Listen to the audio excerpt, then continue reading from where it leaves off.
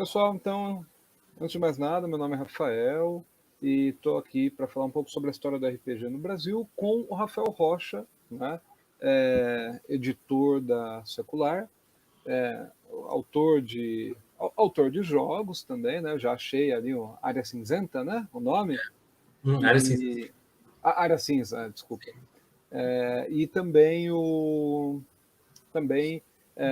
organizador de eventos, etc. Então, Rocha, antes de mais nada, obrigado por estar aqui para falar um pouquinho, né, colaborar com o nosso entendimento aí.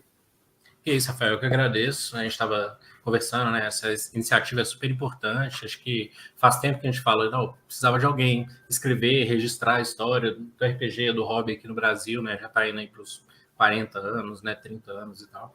Então, acho que você está fazendo é essencial para manter o hobby indo para frente, mas também registrando o que a gente já fez, quantas pessoas fizeram, quais foram os primeiros caminhos, os primeiros erros, os primeiros passos mesmo, né?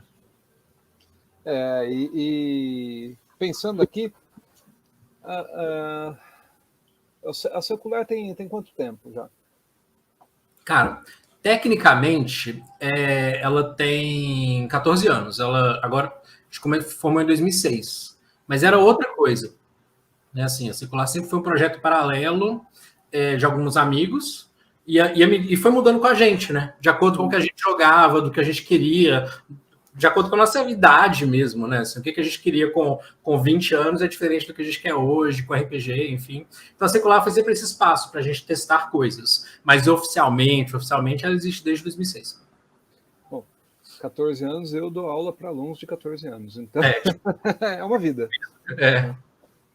E a gente vai falar um pouco dessa mudança. Eu queria saber como que você começou a jogar RPG, quantos anos você tinha, como que você conheceu essa realidade, né?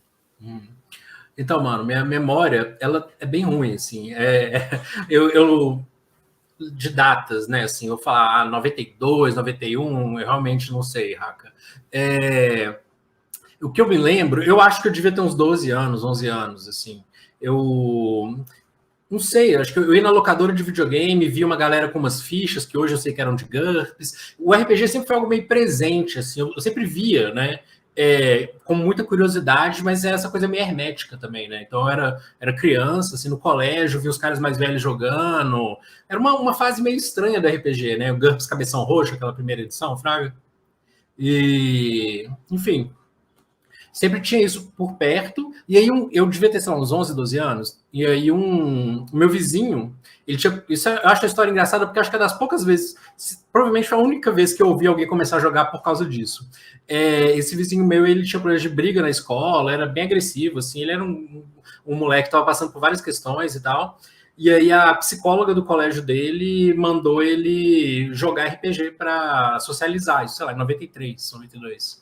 E aí o pai dele comprou um livro-jogo daqueles Aventuras Fantásticas, aquele primeiro, que não sei se você chegou a conhecer, assim, esse primeiro ele era diferente dos outros Aventuras Fantásticas que a gente teve aqui no Brasil, né? Ele tinha uma parte que era livro-jogo, e o final ele ensinava meio como você mestrar aquilo para os seus amigos, assim.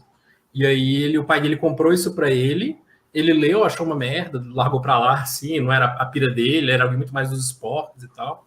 E aí um dia eu fui na casa dele, peguei e comecei a jogar sozinho. Depois fui mestrar para ele, fui mestrar para meu irmão mais novo, que na época devia ter, sei lá, 7 anos de idade, e fui mestrando para todo mundo no prédio, e aí fui pirando, assim. Aí eu levei para escola, mestrei na escola, aí os caras mais velhos que tinham GURPS, eu comecei a trocar com eles também, aí comecei a jogar GURPS, e daí foi.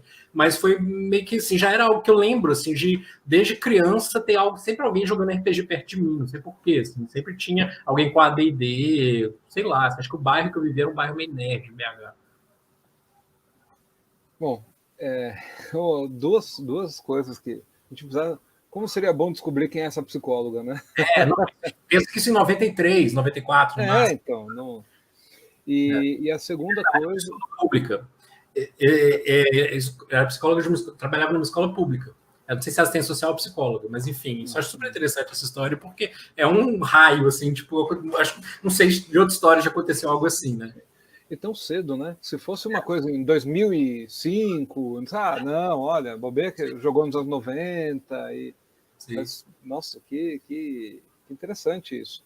É. E eu sei que em BH tinha a livraria Leitura, é isso? Isso. Você frequentava ou não? Frequentava. Então, cara, é assim, o RPG sempre esteve muito perto, né? Como eu tô te falando. A leitura, nessa época que eu comecei a jogar, eu não morava, eu morava a leitura na zona sul de Belo Horizonte. Eu morava no centro, então não era tão longe assim. Depois eu fui morar na zona norte, um pouco mais longe. Mas a leitura, depois que eu peguei esse livro-jogo e tal, eu fui para a leitura, eles tinham sessões, tipo, acho que toda quarta-feira. O Nitro era um dos mestres lá. Eu joguei com um cara chamado Brasher, que é um cara super conhecido em BH, assim, até hoje, um músico, tal, deve ter lá seus 50 e tantos anos, assim, na época ele mestrava, deve ter mestrado a primeira vez do Giltônio também, dessa galera que era da Circular, da cena do RPG de BH. Ele fazia um freeform, meio D&D, mas assim, rola o D20, você tem que tirar mais que 10, umas coisas assim, sabe? Eu joguei, achei legal, mas na época eu já estava pirando um sistema mais estruturado, que era uma Aventura Fantástica. Mas já colocando outras coisas, já estava mexendo com Aventuras Fantásticas. Eu joguei lá, achei muito legal, mas lá tinha uma cena muito forte que eu só fui conhecer depois. Tem o X-Men, que é um cara que está muito ativo nas comunidades em BH, organizou trocentos eventos. Cheguei em um evento que ele e o Nito vão poder contar melhor quando você trocar ideia com eles. Assim, eles fizeram um evento para milhares de pessoas na Zona Sul, mas meio central de BH, em 95. Eu cheguei aí também com meu irmão mais novo. Mas eu nunca fui muito desse rolê até mais velho. Assim, eu não colava muito na leitura. Mas tinha uma cena fortíssima lá, né?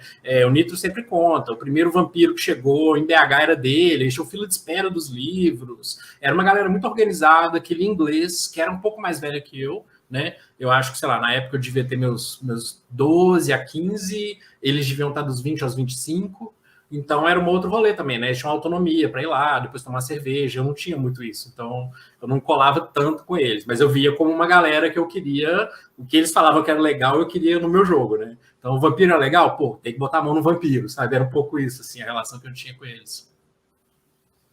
E você foi experimentando, jogando com os amigos da escola, e aventuras fantásticas, né? E como foi o contato com outros sistemas, assim? É que você falou do vampiro, etc.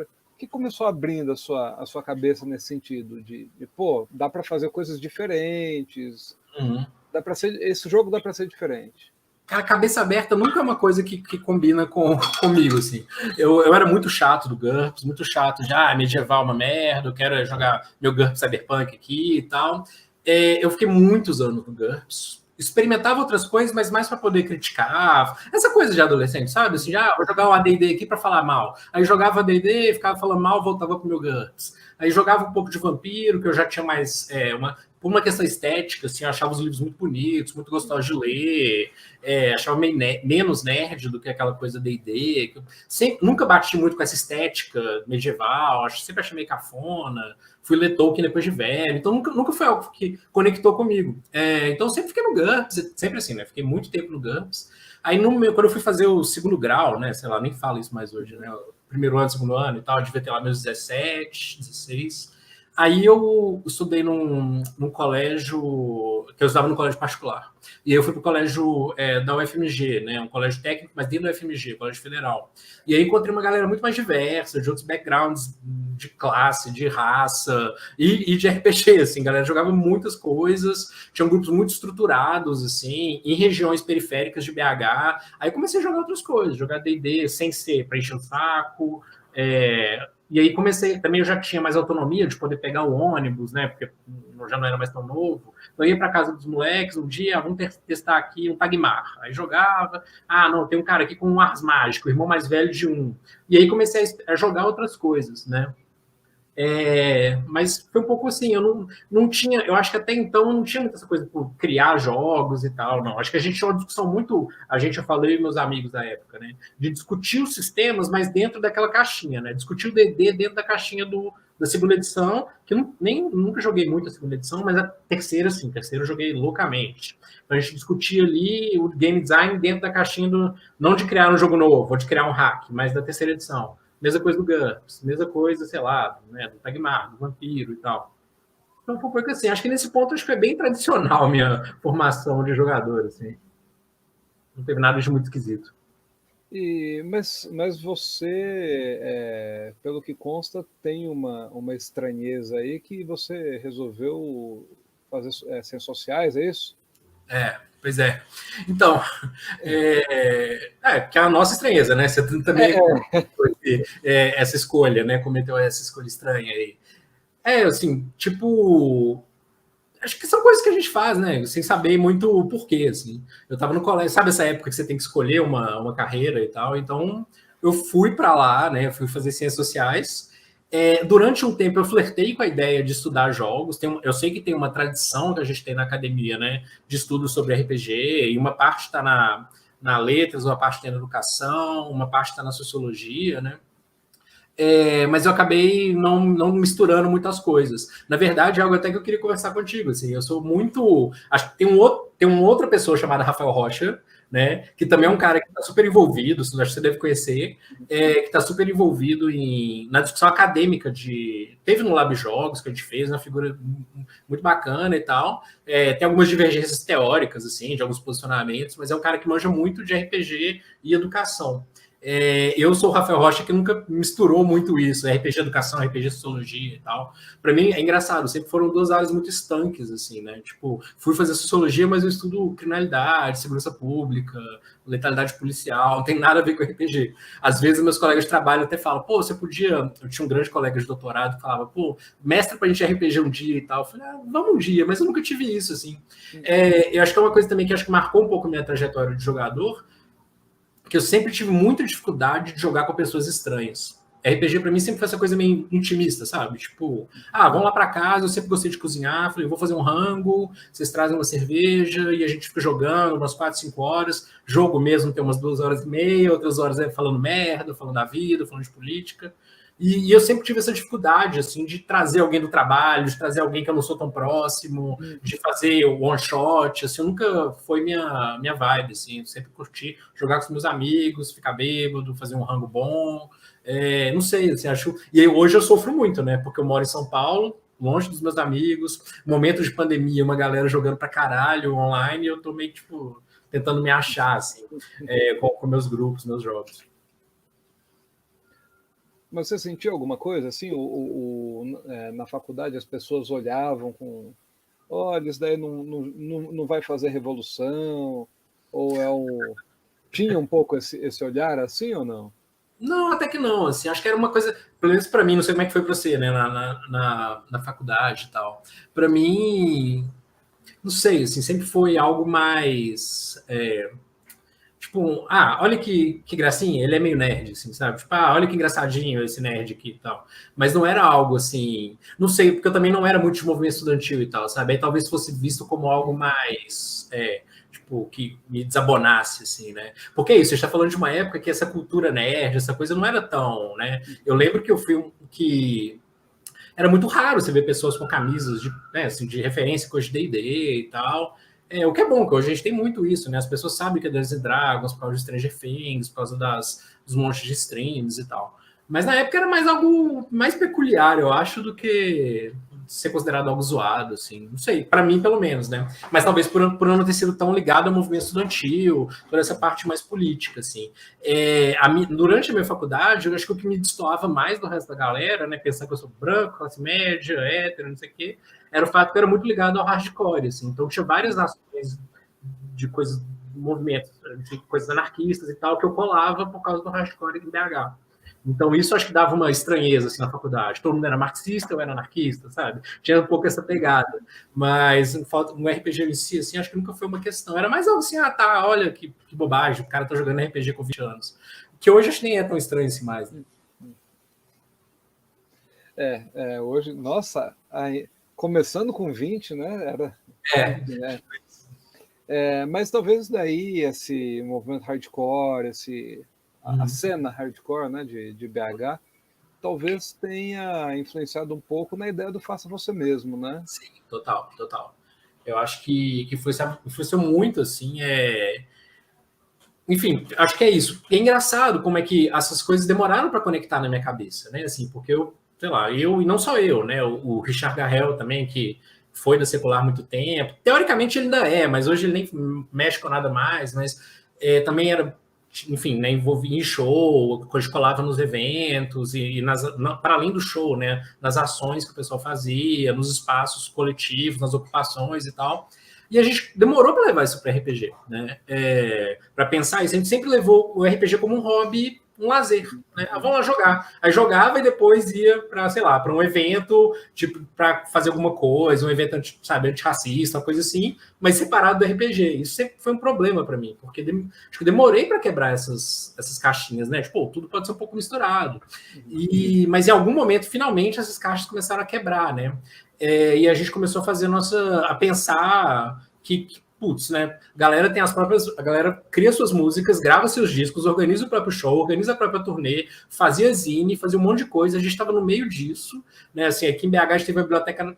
Lá em BH a gente teve a biblioteca anarquista, né? O Gato Negro, que durou 6, 7 anos no centro de BH, no edifício Maleta. A gente fazia tudo, da faxina, a programação cultural, lançamos zine, lançamos livro. E aí no RPG eu ia lá e jogava meu D&D bonitinho que eu comprei na Amazon, sabe? Era um pouco, sei lá, dicotômico, assim. Aí com o tempo isso foi caindo, né? Mas precisou de um processo aí, sabe? Um processo que eu acho que é até meio atrelado com a história do RPG nacional, né? Assim, acho que eu ia muito, por exemplo, os encontros internacionais de RPG, que você deve ter já conversado longamente, né, com o Douglas, com o Cassaro, com o Trevisan. Eu vinha sempre na visão de espectador, de consumidor, né? Porque os eventos eram muito grandes. Você chegou aí também, né? Os eventos eram gigantes, estande da editora, e eu era tipo, a gente era uns caras de BH meio perdido lá, às vezes o Garrel era muito próximo do Trevisan, a gente tomava cerveja depois do evento, mas nunca foi um esquema assim, vou criar algo. Mas aí, à medida que os eventos foram ficando menores, né, teve a RPG Com e tal, a gente falou, putz, vamos propor uma mesa, vamos começar a criar um zine. Quer saber? Vamos criar um jogo aqui agora. Então, acho que também teve um pouco isso. Foi caminhando junto também com a mudança da pegada do RPG nacional, né? Tem um dado muito interessante, assim que você fala dos encontros internacionais, que eles eram eventos. Eu vou usar o seu tempo rapidinho, só para comentar a minha... alguns anos atrás, eu fui numa CCXP. E eu estranhei muito. Porque CCXP você vai ser para ser consumidor. Sim. Você vai ver isso, aquilo, pessoal. E em internacional de RPG, você vai participar. Sim. A gente... Não, você fala, a gente era uns caras de BH. Bom, a gente era uns caras de Poços de Caldas. Então chega lá, pô, e ficava em alojamento, vai ter uma mesa de cult. Não, vamos tentar jogar. E aí vamos tentar conhecer, porque é época pré-internet, né? Era a chance de conhecer sistema, conhecer jogador e etc. E isso que você falou, o evento foi ficando pequeno porque ele foi se esvaziando, ele foi perdendo os eventos de anime, né? Que começaram a aparecer. Sim, mas aí que tá, cara. Eu acho assim, acho que tem várias coisas que rolaram nessa época. Acho que rolou essa mudança de paradigma, né? Assim, das grandes editoras saindo fora, né? Da Abril. Isso que o Cassaro, o pessoal mais antigo deve ter contado, que eu não consegui assistir ainda. Isso, por um lado, esvaziou, diminuiu os eventos, mas, por outro lado, assim, eu lembro da RPG Com, né, 2009, 2010, estava até lendo aqui no Área Cinza, né, o blog que eu tinha na época, ainda está online, os relatos e tal, e assim, era uma experiência muito doida, porque eu estava acostumado desde 2005 a ir no Encontro Internacional, aí via aquelas grandes palestras, via o convidado, mas era tão assim, tô lá assistindo, sabe? Mesmo conhecendo alguns caras, né, conheci o Trevisan, lá, dava aquela... passeava ali e tal, a gente na época era meio próximo também do Marcelo Teles, da Rede RPG, mas não era uma coisa assim, sabe, tô aqui fazendo um rolê. E aí na RPG Com, os eventos menores, aí começou a ter a barraquinha lá dos independentes, tem uma área que virou uma espécie de uma mini tradição dos eventos aqui, né? Tem uma área para galera que não tem um stand grande, mas que paga ali 100 conto para ficar numa mesinha. E ali era a melhor parte do evento, era onde o povo tava zoando mais, não era funcionário, sabe? Você ia nos outros stands, era o funcionário geralmente que tava lá, né? O funcionário da Devir. Você ia no nosso stand, era a gente. Eu falava, putz, olha aqui, ó, o zine que eu escrevi. Aqui, ó, a gente tá criando esse jogo. Aí você ia na mesinha do lado, tava o Guilherme da Retropunk falando que ia lançar tal jogo, outro jogo. Então, era uma outra perspectiva, sabe? Era algo muito menor, assim. E acho que essa coisa menor fez também a gente sentir, quebrou um pouco essa barreira consumidor e criador, sabe? Que nunca foi também tão grande, Mas o encontro nacional, para mim, pelo menos, ele dava um pouco essa porra, o lugar gigante, os stands são grandões e tal, sabe? E aí, quando a gente começou a ver que tinha um espaço médio para pequeno, a gente começou a pirar e fazer também. Falar, vamos ocupar esse espaço, né? Junto com outras pessoas, não só a gente, o pessoal da Redbox começou também na mesma época, né? O Guilherme da Retropunk eu conheci ele na RPG Con 2009. O Coisinha Verde, acho que eu fui conhecer ele em 2010, uma galera que está aí até hoje. Então, uma mudança um pouco de paradigma, né? Sai essas grandes editoras, a Devir começa a perder um pouco espaço, né, acho que era Abril, né, que lançava o AD&D, sai fora, mas ficou ali uma galera que estava pirando em criar jogos, assim. Que também tem muito a ver com essa mudança, na minha opinião, do tamanho do evento, sabe? É assim que eu vejo. E você falou que você tinha uma barraquinha. A gente falou dos eventos. Você começou aí por volta de 2005, é isso? Dos encontros nacionais, por aí, 4, 5. Tá. E aí você falou que a Secular foi criada em 2006, com um outro, né, uma outra pegada, que era, se me falha a memória, era voltado mais a material em inglês, de D&D, né, de terceira edição. Você não estava envolvido a princípio? Tava. Tá, você já estava. Sim. A pegada é assim. Pode falar, desculpa. Não, então, só para você nos contextualizar aqui. Então, cara, a Secular, a gente estava comentando, né? Ela existe há um punhado de anos, mas como ela é hoje, não tem tanto tempo assim, quer dizer, tem uns 10 anos, mas não é 14. Porque o que acontece? Quando a gente jogava muito D&D terceira edição, muito. Toda semana, jogava uns 3 jogos, assim, tinha uma campanha longa com um amigo nosso, que já durou uns 8 anos, aí tinha uns one-shot, depois a gente ficava criando ficha para testar as mecânicas, testar os talentos, os classes de prestígio, que era bem nerd do D&D terceira edição. Mesmo eu não gostando muito da coisa medieval, tinha uma coisa ali da mecânica, de fazer o combo ali, de explorar a mecânica, de tentar otimizar, que eu sempre gostei em qualquer jogo, seja de jogo de tabuleiro, jogo de videogame, sempre gostei dessa coisa de tentar otimizar alguma coisa. E aí eu pirei mais pela parte mecânica, mas outros amigos piravam muito, o Jutônio, que hoje é do Night Below, né, continua nessa pegada de fazer material, retomou, de fazer material pra gringa, de super qualidade incrível e tal, pirava muito em regra, conhece muito de regra, acompanhava os lançamentos de D&D na gringa, então a gente juntou essa galera, o Garrel, o Thiago Marinho, que ainda era secular, a gente juntou uma galera, na verdade, na época, para fazer material para Dragão Brasil. A gente se chamava O Círculo, era um coletivo. Aí tinha ilustrador, tinha designer, e a pegada era, vamos vender material para Dragão Brasil, já com ilustração, já com diagramação, e a DB vai publicar. E isso aconteceu por um tempo. Material de D&D terceira edição, principalmente, algumas coisas genéricas. Só que quando a gente começou a fazer, a gente ficou pensando e tal, fizemos uns pitches de matéria, rolou. Quando começou a acontecer, a DB teve aquela crise lá e tal, que o trio saiu, entrou o Marcelo Teles com outra visão e tal. A gente continuou fazendo. Só que a gente já estava perdendo um pouco o tesão e falando, putz, isso que a gente está fazendo aqui dá para a gente lançar na gringa, com mais coisa, tipo assim, mais mecânicas, mas faz um suplementozinho, assim, sabe? Então a ideia era canibalizar o que a gente fazia para DB para soltar na gringa. Secular era essa pegada. E aí o Jutônio, que era o grande motor, assim, porque ele entendia muito de regra, muito. Ele tinha esse feeling do que os gringos queriam, participava dos fóruns gringos, sempre foi muito ativo na comunidade do D&D, assim. Então ele tinha essa, putz, vamos fazer isso aqui que ninguém fez isso. E fazia, a gente lançava. E lançamos uns bons 4, 5 suplementos pequenininhos, assim, PDF, em 2006. Com o tempo, a gente foi perdendo o tesão no D&D, veio a 4ª edição depois, mas a gente já estava meio desanimado, e aí teve um hiato. E nesse meio tempo, 2009, 2010, teve a RPG Con. E aí a gente começou a querer levar coisas impressas nossas, mais autorais, para RPG Con. Então aí foi nessa que a gente pirou. O primeiro evento, a gente falou, putz, a gente vai ter o evento, a Secular só tem um monte de PDF, a gente imprimiu os PDFs, mas qual que é a graça disso, em inglês ainda. Já tinha saído na DB.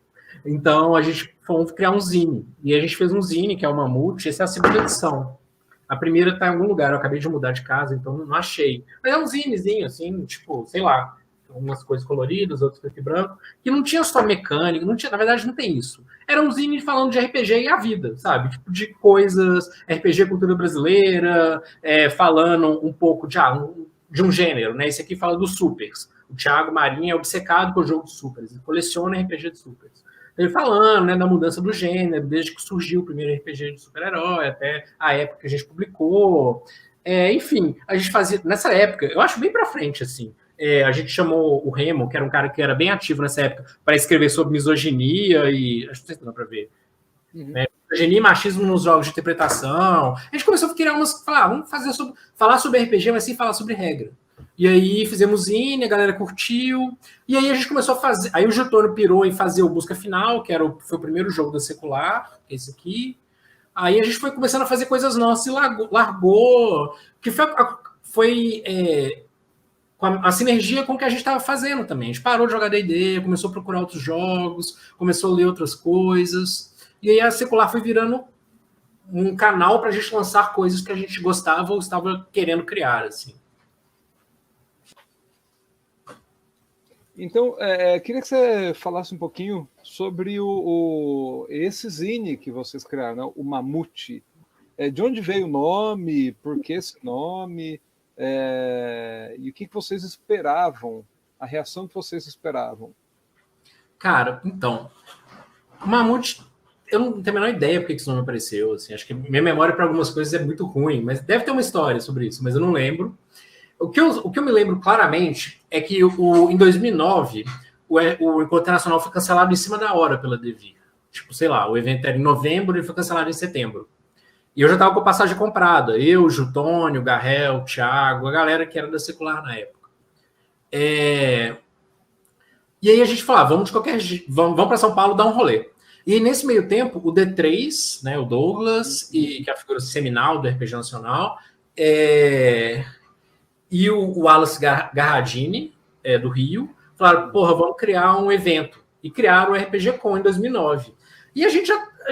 Não sei nem se eu iria, para ser honesto, no RPG Con, se eu soubesse que seria um evento pequenininho, numa escola e tal. Mas como a gente já estava com a passagem comprada, a gente foi. E o evento foi muito foda, muito bom, assim, feito com muito carinho, muito bem pensado, muito horizontal. Eles usaram muita comunidade de blogs de RPG que na época estavam bombando, né? Tinha o Paragons, dos meninos que depois foram formar a Redbox. Tinha vários blogs grandes assim, para a época, né? E aí eles usaram muito essa galera para meio que ser o esqueleto do evento, assim. E o evento foi muito foda. E aí a gente voltou de lá pensando, porra, temos que fazer alguma coisa também. Estamos produzindo muitas coisas legais, fazendo discussões bacanas, fora desse modelão engessado do Encontro Internacional. Um monte de, sabe, o cara... Putz, você propõe um evento, vai lá, tem uma sala para você fazer. E às vezes ia 5 pessoas, às vezes ia 50, mas vamos ver o que dá, sabe? E aí a gente ficou com isso na cabeça, assim. E aí a gente pirou. Todo ano que tiver um RPG Con, a gente vai levar alguma coisa nossa, impressa, específica para RPG Con, sabe? Tipo algo para marcar aquele momento. Assim, a gente não quer lançar um livro necessariamente. E aí tinha eu e o Garrel principalmente, tinha muito esse background do hardcore, né? Era uma época que os zines estavam morrendo, mas ainda existia zine. Né? Você ia para um show, via a banda e comprava depois os zines. E os zines tinha zine sobre veganismo, sobre a causa animal, né? Zine sobre feminismo, zine sobre música em si, né? Tinha um monte de zines. E a gente falou, porra, nunca vimos zine de RPG, vamos criar um zine. Só que a ideia não era fazer um zine... E aí entrou muitas ideias do Jutônio também, que falava, a gente tinha muito essa coisa do RPG ser um pouco meio bitolado, né? Coisa do metal, medieval, e o RPG, a gente achava meio nada, não tinha a ver com a gente, né? O Jutônio até gosta dos metal dele, mas também é forrozeiro, sabe? Assim, a gente não encaixava muito nisso. E aí a gente falou, vamos falar sobre música e RPG, sobre cerveja e RPG, sobre machismo e RPG, coisas e o RPG, sabe? E aí a gente criou o zine, a gente fez, sei lá, 100 cópias dele, só que como era um negócio sem nenhuma expectativa, a gente chegou arregaçando, assim, o primeiro zine... Nossa, a gente vai discutir como é que o RPG tipo, tinha vários problemas, a gente vai discutir, né, uma discussão sobre como ele era, enquanto ele fosse um produto, ele sempre ia ser zoado, porque ele não ia experimentar de uma maneira que ele poderia ser, ou todas as potencialidades da mídia. Então tinha uns textos meio enchendo o saco, assim, meio cutucando. Mas, no geral, ele foi muito bem aceito, a galera curtiu, o Trevisan, eu tava procurando aqui, quando eu sabia que a gente ia fazer entrevista, as coisas que eu tinha sobre o Mamute. Tem uma entrevista que o Trevisan fez para dar uma moral pra gente, botou depois acho que no blog dele, alguma coisa assim, ele tinha um blog na época, onde ele contava os contos, e botou uma entrevista perguntando pra gente sobre o Mamute, mas a ideia era mais assim, dar uma causada e lançar algo para marcar, tipo, celebrar o espaço da RPG Com, da banquinha de independentes que tinha e tal. Aí a gente fez uma edição em 2010 e uma edição em 2011. E a galera gostou, assim, eu acabo virando uma espécie de uma relíquia daquela época, porque a gente fez só 100 cópias, elas acabaram, e a gente nunca mais imprimiu mais. Eu acho que a gente soltou em PDF tipo, uns 2 anos atrás, em algum lugar, assim, mas... E tinha um texto... E nesse ponto eu acho que a gente deu muitos vacilos, né, assim, nessa história de RPG, nunca ligou muito com a questão racial, por exemplo, né, a gente tava mais... é engraçado, assim, tipo, a nossa discussão por ter pessoas próximas de nós que eram gays, LGBT, a gente teve não, mas estava sensível a essa discussão. Enquanto que, por exemplo, sei lá, a discussão de poucas pessoas pretas no RPG, isso nunca nos atinou muito, né? Mas a gente tinha essa discussão, por exemplo, desde o primeiro zine, sobre questão de machismo, de homofobia. A gente pediu o Remo, que era um dos poucos caras que acho que era assumidamente gay, sei lá, em 2009 no RPG, em 2008, para escrever um texto. Ele escreve maravilhosamente bem. É um cara que é uma pena ter dado uma afastada, assim, porque ele escreve muito, muito bem. Ele escreveu um texto foda pro zine. E isso deu uma repercussão legal, assim, a galera curtiu. Algumas pessoas ficaram meio fritas, assim. Tem o caso da resenha lá, dos caras que tinham um RPG metal, medieval, mais genérico possível, gravaram uma resenha falando que era pretencioso, que era não sei o quê. E era também, sabe? Acho que a ideia era mais dar uma provocada, assim, e eu acho que nessa época a gente já estava começando a flertar com essa ideia de que tudo não precisa ser um livrão de 300 páginas capa dura, sabe? Pode ser um zine que você fez no Xerox mesmo, pode ser um adesivo meio tosco, pode ser umas colagens. A gente estava começando a quebrar essa barreira que, na nossa vivência do hardcore, já estava derrubada, mas que no RPG, por algum motivo, não estava. Assim. Mas muito movido pela RPG Com. Eu acho que é central falar do papel do Wallace e do D3, assim, tipo, de criar um evento menor, mais horizontal, com espaço... Bicho, escrever um RPG, imprimiu 50 cópias, põe na mesinha do canto e toca o barco, vende. Eu acho que isso ajudou a gente a pensar o Mamute um pouco, assim. Eu lembro, eu tenho um Mamute aqui. Depois que o Júlio Matos, acho que ele revelou aquela crítica, eu assisti a crítica. Um pouco constrangido, porque...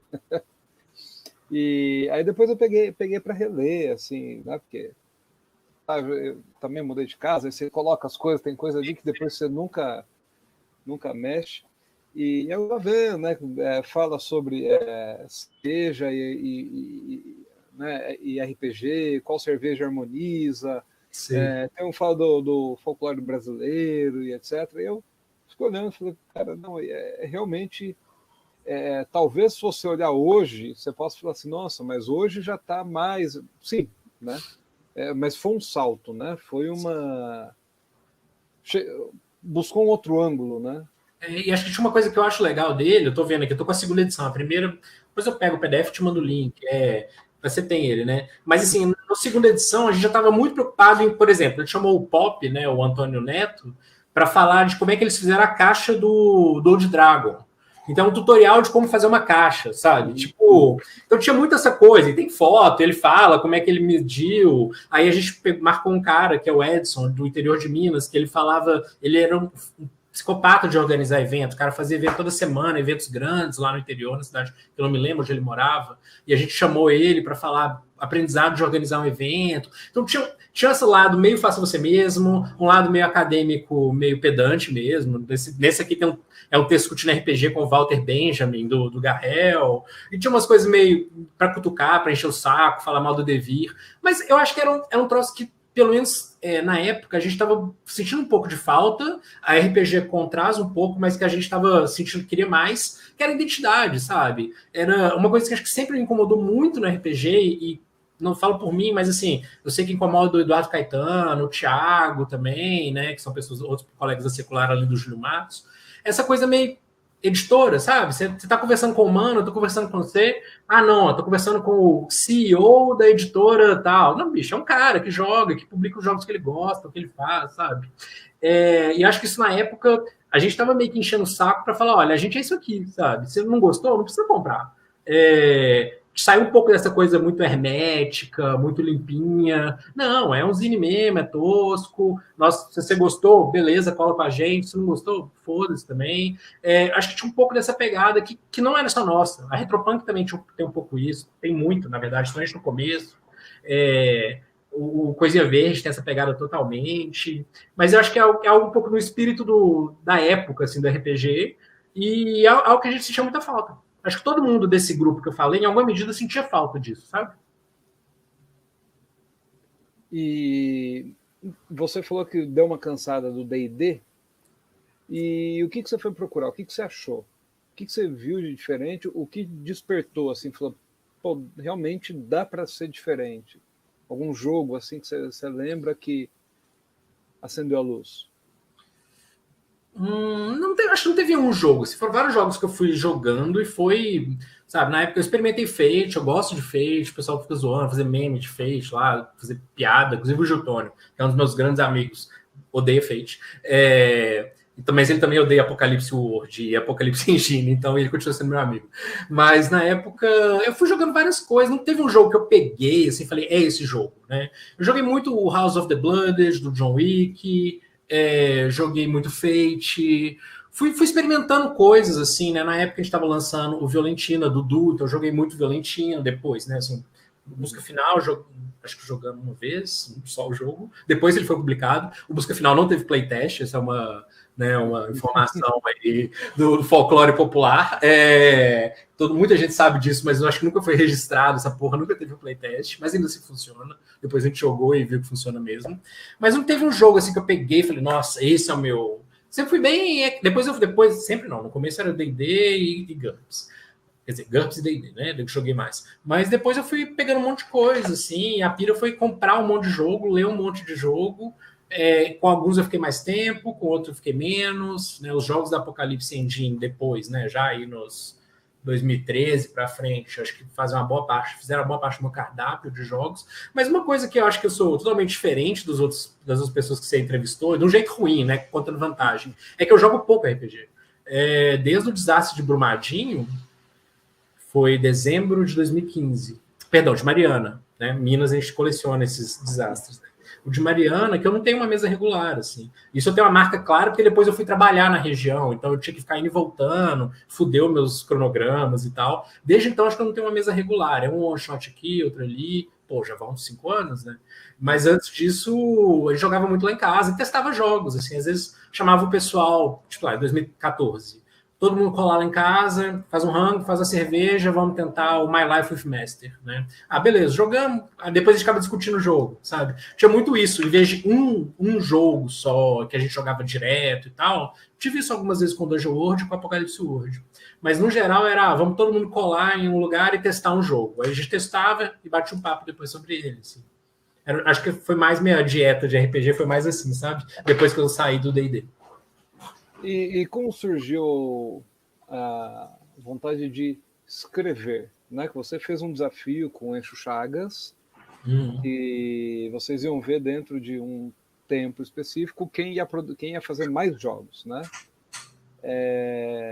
Como surgiu? Você tem, inclusive, no seu blog, enfim, ali comentários sobre game design. Como que acendeu esse... Eu estou falando sem aparecer, né? Falta de educação.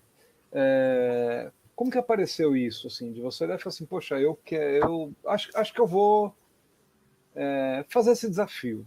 Né? Tem vários jogos ali, seus, do Encho. Acho que o Encho ganhou no final, né? Ele fez mais jogos. Psicopata. Mas como que surgiu isso, assim? Cara, esse processo aí, né, assim, acho que ele foi uma brincadeira que a gente fez em 2014, de criar o Versus, né, era criar um jogo por semana, se não me engano, durante o ano inteiro, uma coisa assim, insana, 6 meses, sei lá. Era um jogo por mês, perdão, dava para fazer. Mas acho que isso vem de outro rolê, né? Antes já tinha o concurso Faça Você Mesmo, mas eu acho que tem uma coisa em mim, eu não sou um cara que cria, você vai conversar com o Júlio Matos, com o Du, né, o Eduardo Caetano, eles têm vários jogos, eles estão sempre pensando em um jogo, eu nunca tive isso, assim. A minha, igual, por exemplo, eu fazendo isso, outro dia eu estava conversando com um amigo meu, a gente estava falando do Hardcore BH, e eu falei, eu nunca quis ser a pessoa que tem a banda, entendeu? Eu queria ser o cara que organizava o show, que pensava alguma coisa. Eu queria ser o cara que está meio por trás, ajudando a organizar. Assim, sempre fui isso, eu acho. Sempre gostei mais dessa parte de editoração do que de escrita, né? De organização do evento do que de ser o palestrante ou de ser o músico e tal. E acho que isso apareceu muito nas coisas que eu fiz com o RPG, né? Assim, a gente tinha uma multi, eu escrevia algumas coisas, mas eu já tinha eu já gostava muito de diagramação e tal, não no nível que o Júlio e o Du fazem, né? Eles são o Júlio é profissional disso. Mas eu sempre gostei das coisas estéticas, de fazer colagem. Falei, vamos fazer. E aí eu ia fazendo, diagramando os textos dos meninos, colocava texto meu e tal, mas nunca foi a minha pira mesmo, sabe? E aí quando o Du chegou pra gente com Violentina, eu descobri que eu adorava, eu pirei muito no processo de ser o editor, assim, de ler e ler primeiro ler como alguém que manja de RPG, ler como alguém que entende como o jogo funciona, depois ler como um leigo, se está fazendo sentido, se não está, onde é que faz mais sentido cada pedaço do texto. Eu gostei muito desse processo. E aí depois veio os concursos Faça Você Mesmo, que a gente organizou na Secular, e eu adorava esse papel, adoro, de organizar o evento, de chamar uma galera massa para avaliar, mas nunca fui de meter a mão na massa, assim. Tinha criado um jogo já, que é o Pé na Estrada, que é um jogo que usa música para contar road trip, assim, histórias de viagens de estrada. Isso foi no RPG Gênesis. Eu gostei do processo, mas assim, nunca foi minha pira. Eu não sou igual os meninos que têm uma mente muito criativa para ficar criando coisas. Aí nessa época o Encho a gente estava bem discutindo algumas coisas de jogos, a gente estava discutindo muito sobre game design, e o Encho também era alguém mais que tinha muitas ideias, tem muitas ideias, mas tinha um pouco de dificuldade de botar no papel. E a gente falou, vamos fazer um Patreon. Na época, acho que estava começando esse rolê assim, de patronato, né? De pagar todo mês. E eu sempre tive um tesão fudido de testar novas ferramentas de publicação, sabe? Tipo, o Busca Final foi publicado em print on demand, né? Impressão sob demanda. Não tinha no Brasil na época. Ele veio da gringa, a gente imprimiu ele na gringa, mandou para o Brasil. Ainda ficar mais barato que imprimir aqui. E aí, porque eu queria muito experimentar essa ferramenta, os meninos toparam, a gente fez. O Violentina foi o primeiro financiamento coletivo de RPG do Brasil, assim, porque a gente queria muito. Quando a gente viu o pessoal dos quadrinhos de BH publicando um quadrinho, uma graphic novel assim, falei, bicho, vamos fazer um RPG assim. E aí o Du já estava com o Violentina também pensando, e aí o Verso um pouco para testar o Patreon. Vamos testar esse negócio de patronato e tal, da galera depositando a cada vez que a gente faz um jogo. O Encho estava meio sem grana na época também, eu acho. Falou, vamos fazer, vamos, e a gente vê se dá dinheiro, se dá para fazer. E não é dar dinheiro, é se dar uma motivação para a gente criar jogos, porque se a gente não fizesse o jogo, não recebia. Então, porque era por entrega, não era por mês, né?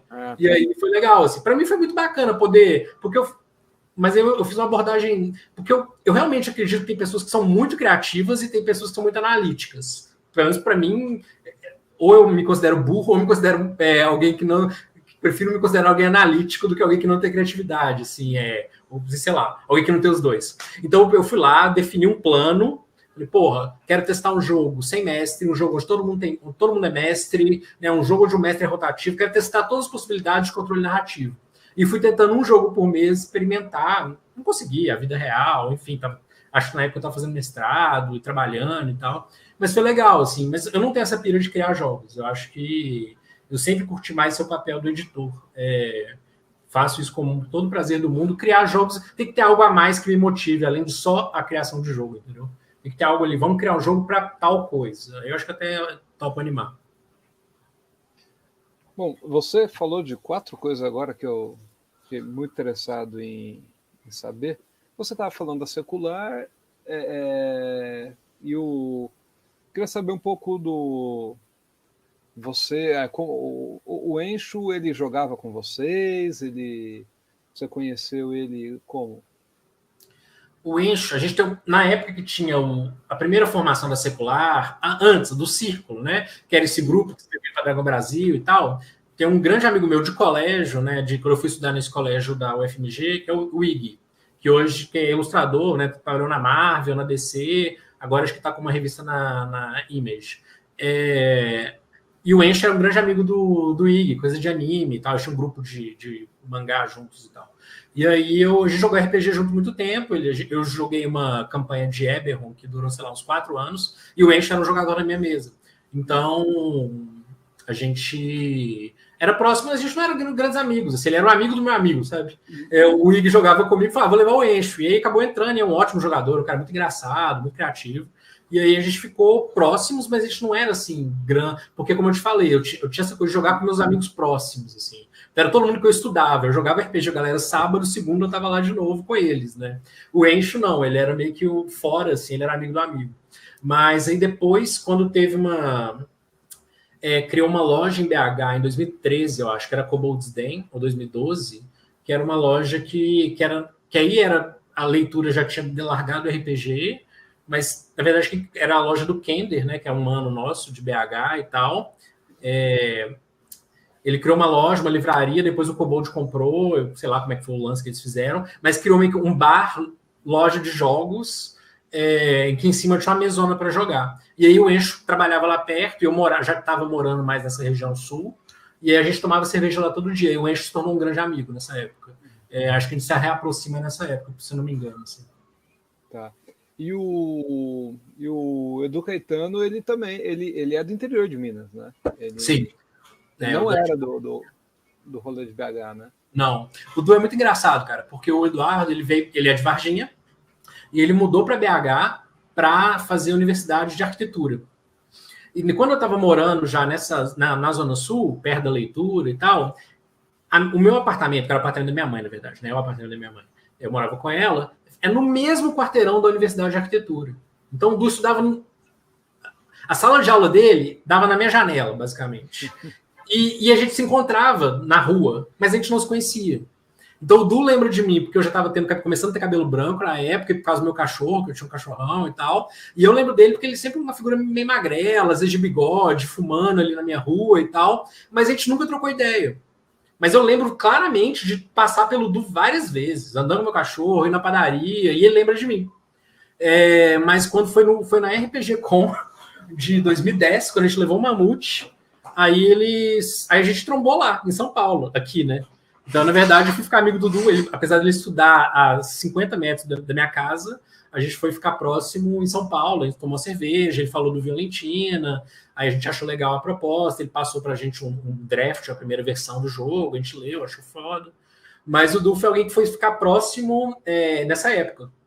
Mas a gente publicou o Violentina sem o Du ser da secular ainda. A gente fez um esquema com ele, de grana e tal, de porcentagem, fizemos um financiamento coletivo, só que nesse processo eu fui me aproximando muito dele, porque o escritório do Du, depois que ele formou, né, ele abriu um escritório de arquitetura que ficava também a, sei lá, 4 quadras da minha casa.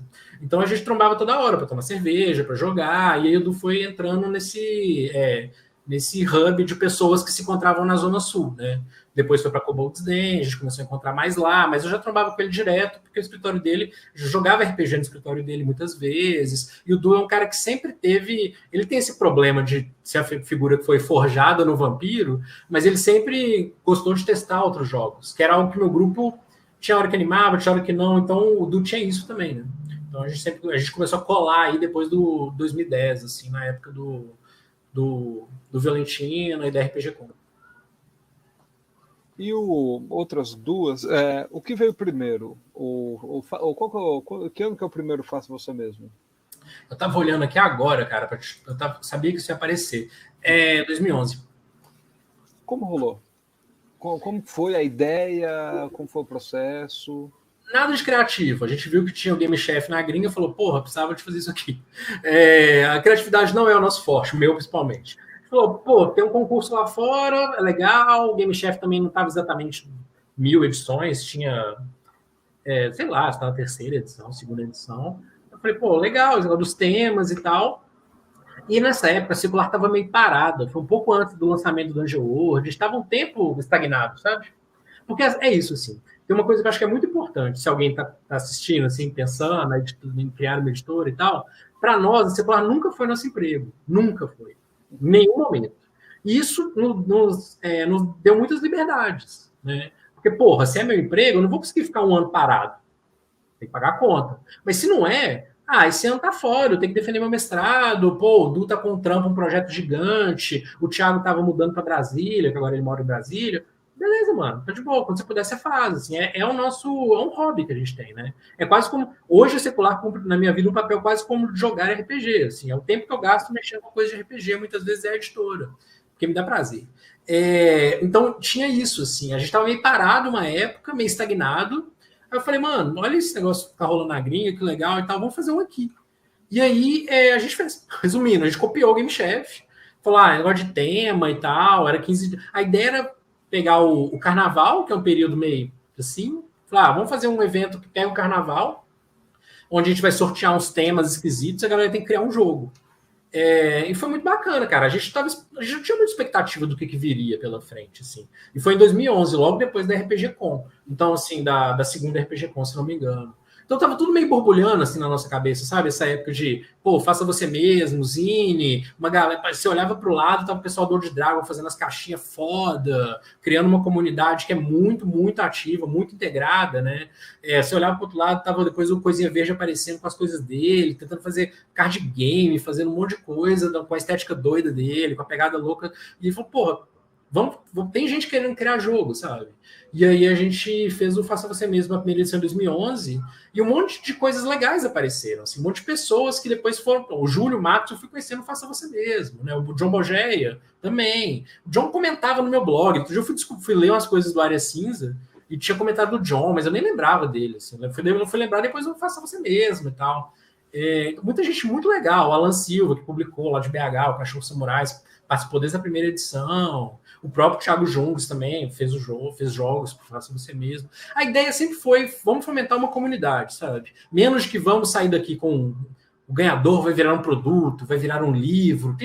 Volta e meia aparecer alguém com essas ideias, assim, vamos... Por que vocês não publicam o ganhador? A gente teve essa ideia no começo. A gente falou, bicho, a gente não quer escolher necessariamente o melhor jogo, a gente quer escolher a coisa mais doida, sabe? A gente perdão, não é escolher nem o melhor jogo, não quer escolher o melhor produto. A gente quer um jogo doidão, que explora as mecânicas, que tem um texto bom, que sai um pouco da caixinha. A gente queria mais um evento de experimentação, sabe? E funcionou muito bem, assim, a gente fez várias edições e volta e meia, quando a gente está entediado, a gente faz um, assim. A gente teve 2 anos atrás, né, em 2018 agora, 3 anos atrás. Antes a gente fazia anualmente. Mas é um evento muito bacana e assim, várias coisas eu tento falar, isso a gente fez porque a gente estava entediado, mas esse a gente fez porque a gente estava entediado e o efeito para mim foi avassalador na comunidade na época, assim, sabe? Você viu, começou a surgir um monte de criador de jogo, o Facebook também estava meio que na subida na época, então criou comunidade, que é a Indie RPG, a galera começou a discutir muito seus jogos lá, seus playtests, como fazer para publicar o jogo. Foi um negócio que fez exatamente o que me dá prazer de mexer com o jogo. Bicho, chacoalhou aqui, sabe? Apareceu gente nova, tem uma galera que não estava interessada, agora tá. Olha esse troço aqui que não dava nada, apareceu um troço sensacional de lá. Eu gosto disso, assim. E RPG, Faça Você Mesmo fez isso muito, muito mesmo. Apareceu muita gente muito foda, fazendo muitos jogos incríveis. E aí, quando surge o Lab Jogos? Como surge?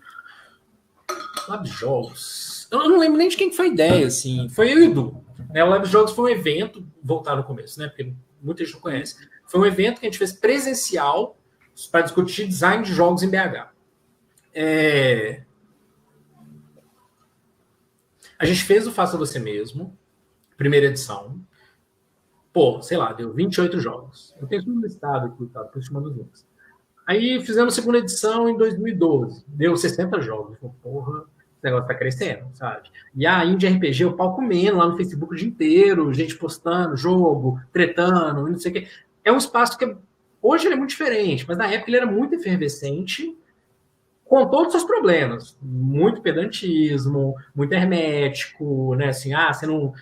Você não leu nenhum jogo do Vicente Baker. Vai lá, lê, volte para a primeira casa, depois você venha para cá para sentar na mesa com a gente. Com a postura escrota, mas que a gente teve, eu tive muitas vezes, todo mundo teve muitas vezes ali, na pilha de discutir design. Porque você não leu o livro do Eric Zimmerman. É escroto. Resumindo, é muito escroto. Mas, enfim, para além desse lado, que hoje eu acho que é menos, mas ainda tem, também a comunidade deu uma acalmada. A gente estava muito empolgado em discutir design de jogos, e debater. A gente fazia isso o dia inteiro, no Facebook, pessoalmente. A gente ia para a Cobolds Den, chegava lá, tomava cerveja, ficava discutindo design de jogos. Então, tinha um grupo de estudo para ler esse livro do Eric Zimmerman, com a Kate Salen, Regras do Jogo, né? Rules of Play. Li o jogo, tomava cerveja, discutia depois, li o livro, e ficava fazendo um grupo de... A gente estava muito pilhado nessa discussão. E aí eu e o Edu falamos um dia, porra, não tem mais evento de RPG, não tem RPG Com... vamos fazer um evento... Bom, a gente sempre ficou pensando, vamos fazer um evento para discutir design? Vamos fazer um evento para discutir design? E aí tinha um amigo nosso, o Marcos Cabelo, que ele era gerente de um bar, também na Zona Sul de BH. E toda hora que falamos Zona Sul de BH, isso é um problema, tá? Porque é uma parte rica de BH. Então você pensa que tem todos os recortes de classe, de raça incluídos nesse evento da Zona Sul de BH. E da Cobolds Den, enfim, todos esses espaços que a gente de troca eram espaços muito brancos, muito de classe média, muito mesmo. Mas aí esse amigo nosso era gerente de um bar. O bar, ele era muito caro. Era um bar que tinha uma decoração toda meio noir, assim, e tal. Como é que ele chamava? Eu vou lembrar o nome daqui a pouco. Era um bar muito foda, muito caro, que eu fui uma vez na vida e falei, porra, em 2013 eu gastei, 2011 eu gastei R$100 no bar, e nunca mais, gastei metade do meu salário aqui. E esse bar faliu. E aí esse amigo, o gerente do bar, era um amigo nosso. E ele falou, mano, o lugar faliu, tá fechado, ninguém quer... Eles não reformaram, tá com aquela decoração toda, mas ninguém quer que a porra daquela decoração. As paredes vermelhas, não sei o quê, um balcãozão. E tá fechado há 3 meses. E aí eu e o Du falamos, porra, vamos alugar esse lugar e fazer um evento lá. E foi isso que a gente fez. Porque tinha um lugar, a gente sempre ficava falando disso. Aí apareceu um lugar. E o lugar era muito legal. Aí a gente falou, demorou, vamos alugar. E a gente alugou o lugar e fizemos 2 dias de... Aí a gente fez uma divulgação e tal, veio gente de fora, não muita gente, mas veio gente de outros estados, veio o John Bogé, por exemplo, né? Veio o Thiago da UNZA, veio uma galera de fora, assim, veio gente do DF, gente de São Paulo, né? Os meninos do Falcão, o Prado... Eu tô esquecendo gente aqui porque eu não estava pensando sobre isso agora, mas veio pessoal de outros lugares, geralmente do Sudeste, mas também teve gente do Nordeste, Centro-Oeste. E foi muito foda. A gente fez um evento de 2 dias, que a programação é insana, só discutindo como foi fazer seu jogo, teorias de games, discussões mais teóricas, né? A GNS, essas discussões da The Forge, a gente tentando trazer para o Brasil, pensar como é que funcionaria aqui ou não funcionaria, até discussões mais práticas de como fazer editoração, como diagramar seu jogo, como conseguir ilustração barata. Foi 2 dias, tipo, de imersão completa, assim, sabe? E foi muito legal, foi uma das melhores experiências que eu tive com jogos, assim, porque foram... Toda essa efervescência da internet, ter isso pessoalmente, a gente nunca tinha tido, assim, de discutir design cara a cara, sentado no bar, depois testar. O evento era sempre assim, de manhã, só playtest. De manhã você não podia fazer nada. Se você entrou no evento, você tem que jogar. Então, jogar playtest, com espaço para meia hora para ter o feedback, a discussão e tal. E aí, de tarde à noite, palestras, mesa redonda, debate. E a gente fez em 2013 e 2014. E fazer um comentário antes de voltar pro Lab Sim. Jogos. Você está falando da Indie RPG que tinha muita postura, atitude, mas não tinha fascista, né? Né? Agora também tá tendo menos, né? Porque o pessoal tá... A gente parou com esse negócio de aceitar os fachos lá. Mas... a gente tem essa vantagem. Mas eu cansei de ver gente que fala, tentei lá discutir uma vez, levei a patada, foi escroto e eu saí fora. Tá certíssimo. É isso mesmo. Sabe? Eu acho que é um problema, assim, né? Que eu sempre discuti isso com o Falcão, com o Luiz Falcão. Como você cria outras pessoas também, mas o Falcão é muito preocupado com isso, até hoje, eu acho. Como você cria um acúmulo de discussão ao mesmo tempo que é acessível para quem está chegando agora. Então, se a gente estava cada vez mais aprofundando nessa discussão de teoria de jogos, de design, a discussão de LARP cada vez mais especializada, mais foda, mais experimental. Como chega alguém lá agora que acabou de jogar um LARP de vampiro querendo pirar, como que você passa tudo para a pessoa rápido, de uma maneira simples, sem falar assim, lê esses 7 links, 2 livros, vê essa palestra no YouTube de 2 horas e volta, sabe? Isso sempre é um desafio. Eu acho que é um desafio da comunidade, porque a gente não tem registros bons, a gente não tem registros concisos, a discussão acumula nas mesmas pessoas. Hoje tem mudado, né? Ainda bem. Tem pessoas novas, interessantes, outros canais, né? Os próprios streamings de jogos. Acho que isso vai em conta-gotas de outros formatos, né? Do que um textão. Era muito essa coisa do textão no Facebook. Um textão do post lá do Vincent Baker, de algum cara assim, sabe?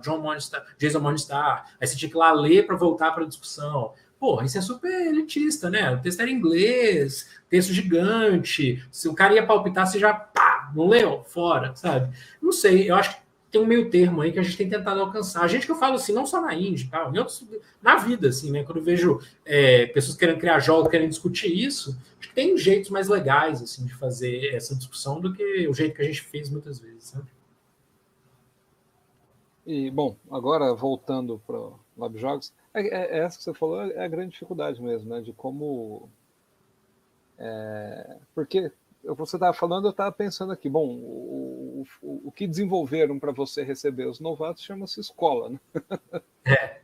A ideia da escola, da faculdade, olha, você não sabe, então lê esse texto aqui, né?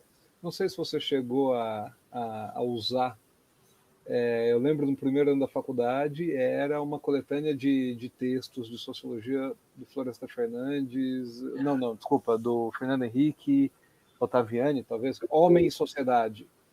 Aí tinha lá a ideologia em geral do Marx, aí tinha e que é isso? Não, você quer saber mais ou menos? Então lê esse capítulo, semana que vem a gente volta. Aí você pode sentar aqui para conversar. Né, que é difícil mesmo, né, criar uma forma mais horizontal, né? Sim. E acho que o Lab Jogos, em alguma medida, agrava um pouco isso. Foi incrível, foi uma das coisas mais legais que eu já fiz, né? Repito. Mas acho que ele agrava um pouco isso porque ele... Tipo assim, as discussões são muito específicas com as mesmas pessoas, entende? Então, assim, eu estou compartilhando minha tela, não sei se está aparecendo aí. Você quer que eu coloque? Pode ser. Entrando no mundo dos RPGs noruegueses, né? Puta que pariu, sabe? Tipo, tem que ter já uma discussão de RPG para entender desse LARP, e aí depois você volta para a internet, assim, não pode ser uma coisa totalmente aleatória, sabe? Foi um evento super para convertidos já, né? Ele era super refratário a iniciantes, e na época isso fazia todo sentido, porque o interesse nosso da comunidade era aprofundar na discussão, era aprofundar no experimentalismo, era aprofundar com a teoria. Hoje eu não sei se é mais, assim, mas o Lab Jogos foi muito legal para isso, assim, e para encontrar pessoas pessoalmente que tinham essa pira também, né? Porque uma coisa é você ir no RP, uma discussão que algumas pessoas faziam, acho que eu tive essa conversa, não sei se foi com a Trevisão, com o D3, com alguém assim que tinha espaço nesses grandes eventos, falava, por que vocês não levam o Lab Jogos para ser um pedaço de um evento tipo da Comic Con, por exemplo, né? Ou sei lá, no evento tipo, se voltasse um encontro internacional. Nunca foi a ideia, sabe? A ideia não era ser um negócio pequenininho no meio de um troço grande. A ideia era ser um lugar onde só tem gente psicopata de discutir jogo, pirada em discutir jogo, sabe? Isso era muito legal, porque era uma imersão. Você ia almoçar com essa galera, você ia jantar com essa galera, você ia dormir, a galera tava meiando apartamento perto assim, do lugar e tal, quem era de fora. Ou recebendo as pessoas em suas casas. Então era você ficar 48 horas discutindo o jogo, né? Não era ser um lugar, uma esquina do World RPG Fest. Acho que essa era a discussão que a gente teve na época. Não era, não. Vamos ser um negócio bem... exclusivo também, mas acho que a ideia não era ser exclusivo, mas acabava sendo. Mas a ideia era ser algo bem de imersão mesmo, sabe? Para quem tá nessa pira. Se você quer só jogar seu D&D, seu vampiro, massa, demais. Mas não é para você, né? Você falou nisso daí, e me fala uma coisa, você chegou a jogar LARP? Você teve alguma experiência assim em BH? Ou depois, assim, depois do Lab Jogos? Não, eu joguei LARP a única vez no Lab Jogos. O Ouça no Volume Máximo, que inclusive a UNSA liberou do Thiago e tal, publicou ele acho um dos LARPs mais redondinhos, bonitinhos. Eu já li muito LARP, mas jogar Acho que eu só joguei ele, lá no Lab Jogos, inclusive. Um dia de manhã, para fazer teste e tal. O Prado estava testando ele. Aí a gente jogou, foi sensacional, né? É um jogo onde, não sei se para quem não conhece, é um jogo onde vocês estão representando músicos de uma banda que fez sucesso e acabou, e estão se reencontrando, acho que 15 anos depois, uma coisa assim, para falar, para contar a história da banda e por que a banda acabou e onde vocês estão agora na vida depois que o capítulo mais importante dela se encerrou, né? Então, aí sempre tem, um tá rico, o outro tá fudido, um fudeu o outro, roubou a música do outro, e é muito legal isso lá. Eu já vi ele ser jogado umas 3 vezes, joguei uma vez.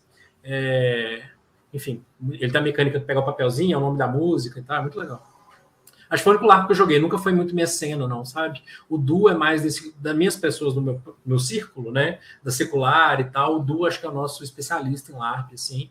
Mas acho que o nosso vínculo, a discussão, né? Eu nunca tinha visto o Luiz Prado e o Luiz Falcão. O dia que eles apareceram no Lab Jogos, encheram o saco, eu fiquei puto com o Falcão. Porque o evento tinha que pagar a gente, porque nós vamos fazer uma atividade. Eu falo isso com ele, não tem problema. Assim, tipo, eu falo, mano, é um evento que é tipo 2 fudidos de BH estão alugando um bar que faliu, sabe? A gente tá gastando dinheiro do nosso bolso, não vai te pagar. Aí ele foi a super a contragosto. Eu já fiquei com a preguiça, falei, bicho, que paulista fresco do caralho, tipo, cheio de, sabe, profissionalismos e tal. Aí chegou lá, super brother pra caralho, é um cara que os dois são muito, eu sou mais próximo do Falcão, assim, mas eu gosto muito dos dois, e sempre tem uma admiração, acho que a minha admiração com eles, e com essa cena do LARP Brasil que eu conheço um pouco, é muito mais pela seriedade, experimentalismo, do que pelos jogos em si, entende? Eu não sou alguém que pira nos jogos. Eu gosto, sempre que eu leio a ideia do Prado, eu falo, puta que ideia maravilhosa. Mas eu não tenho vontade de jogar porque eu não sou do LARP, assim, não tem essa coisa da expressão corporal e tal. Não, eu sei que não precisa ter, mas eu não, acho que eu tenho menos, assim, então me incomoda um pouco, né? É engraçado, porque eu dei aula muitos anos da minha vida, e dar aula não me incomoda. Mas um LARP me incomoda eu estando lá, não assistindo. Assistindo eu acho incrível, eu gosto de assistir, inclusive. Mas a nossa conexão com os meninos sempre veio numa ética, uma seriedade no experimentalismo. Sempre achei maravilhoso. Assim. Você tá mudo. Ops, eu fui beber água, então eu tirei, mas enfim. Quando você faz quando o Lab Jogos, vocês fazem as 2 edições e aí deu uma parada, né? Assim, né, não teve mais. Por que não teve? Por que descontinuou? Não, teve. Aí que tá. Teve o Lab Jogos 1, foi tipo uma explosão mental, porque a gente. Acho que uma das coisas que mais diverte a gente, assim, nesse rolê, vamos fazer e ver o que vai acontecer. Podia dar, tipo, 30 pessoas, mas deu 90. E falou, porra, surpreendeu, sabe? Lotou o bar, a gente vendeu pra caralho de cerveja, não sei o quê, conseguimos pagar as contas. No final, a gente tomou um prejuízo de, R$30. Então, tá ok, sabe? Pensando que a gente podia ter perdido 1.500, foi bem legal. E o evento foi muito legal. Então, a gente falou, pô, massa. Aí fizemos o segundo. No ano seguinte, num outro bar da Zona Sul, a gente alugou um bar que não tinha falido e tal, e fizemos lá, foi legal também. Eu acho que ele foi menos, que o primeiro foi assim, explosão cerebral, sabe? A galera ficou muito surtada depois, muito... Sabe quando você vai em um show ou vai numa palestra, você sai assim, só consegue pensar naquilo? Muitas pessoas falaram que tiveram isso depois do primeiro evento. Bicho, eu só conseguia pensar em fazer jogo, eu só conseguia discutir jogos, não sei o quê. O segundo, eu acho que já estava mais morno. Não sei porquê, se era a cena. Rolou, veio gente de fora, foi muito legal. A gente teve um espaço, um andar só para o pessoal do LARP, que era uma casa de shows com 2 andares. Foi muito bacana, mas eu já não estava sentindo mais que estava aquela coisa assim super efervescente, sabe? E aí depois eu comecei a trabalhar muito acho que depois foi inclusive isso, a gente fez 2013, 2014, em 2015 eu acho, não sei se o Du não estava podendo, eu não estava podendo, 2015 a gente meio que comeu mosca, não fez, e aí em 2015 teve o estouro da barragem, e aí meu trabalho durante 2 anos foi basicamente passar todos os dias da minha semana ou em Mariana ou em Barra Longa, né, no território atingido. Então, aí acabou completamente as condições da gente fazer, assim. Mas sempre foi muito ligado a ter um lugar, sabe? Tem um lugar, vamos fazer. Sempre, né? As 2 edições. Aí depois, em 2016, se não me engano, o Júlio Matos, que já era um amigo nosso, já na época, já tinha se tornado alguém próximo, de discussão do Facebook, de outros lugares e tal, falou, pô, tô com uma loja de RPG e board game em Porto Alegre. e dá para fazer aqui na loja. Aí a gente fez a terceira edição. Aí quem organizou basicamente foi o Júlio. A gente deu uma ajuda, divulgou e tal, fez um corre junto com ele, mas foi mais do Júlio, assim. E aí, por ser no Sul, teve outro perfil, porque foram outras pessoas. E por ir outras pessoas, também foram outras pessoas que muitas vezes não estavam na discussão dos outros e tal, né? Então, teve um pouco isso. Foi diferente, foi muito legal, mas cada um tem uma identidade muito própria, assim. E para mim, o que me marcou foi o primeiro. Porque o primeiro, eu acho que ninguém esperava que ia ser tão sensacional, assim. Foi muito legal, sabe? Foi algo inusitado, né? Quando você cria algo novo, é muito essa paixão que você tem com um projeto novo, sabe? E larga os antigos que estão atrasados para trás para focar em algo novo. Isso é algo que eu amo sentir, assim. E o primeiro foi muito isso. A gente ficou todo mundo obcecado com o Lab Jogos durante um bom tempo. Eu acho que tem essa questão do primeiro evento, que você não sabe, não espera, e você experimenta. Você falando, o Encontro Internacional de RPG acontecia anualmente. Em 2002, eles fizeram o primeiro simpósio RPG Educação, dentro do evento, né? Colocaram uma salinha duas salinhas com palestras simultâneas o evento inteiro. E aí depois mudou, saiu do Encontro Internacional e etc. Né?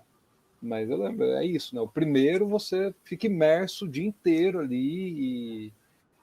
E inclusive o do terceiro para o quarto deu um ano de pausa, porque não estava renovando as mesmas discussões, né? Parece que é um pouco isso que aconteceu Exatamente. também. Um pouco essa pegada.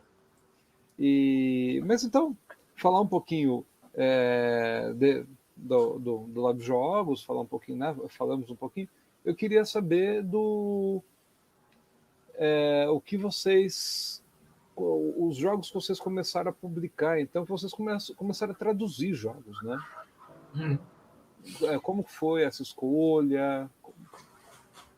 Bom, então, até sei lá, 2012, 11 talvez, a gente tinha o Busca Final do Giltônio e o Violentina do Du.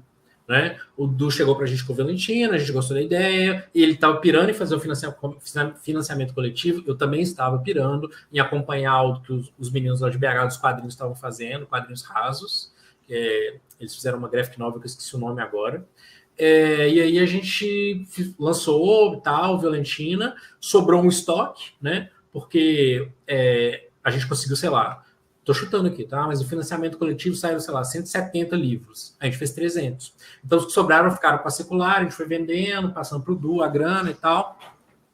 Mas a gente ficou um hiato muito grande, é isso que eu tô te falando. Assim, desde o Violentina até um pouco para frente, a gente não tinha...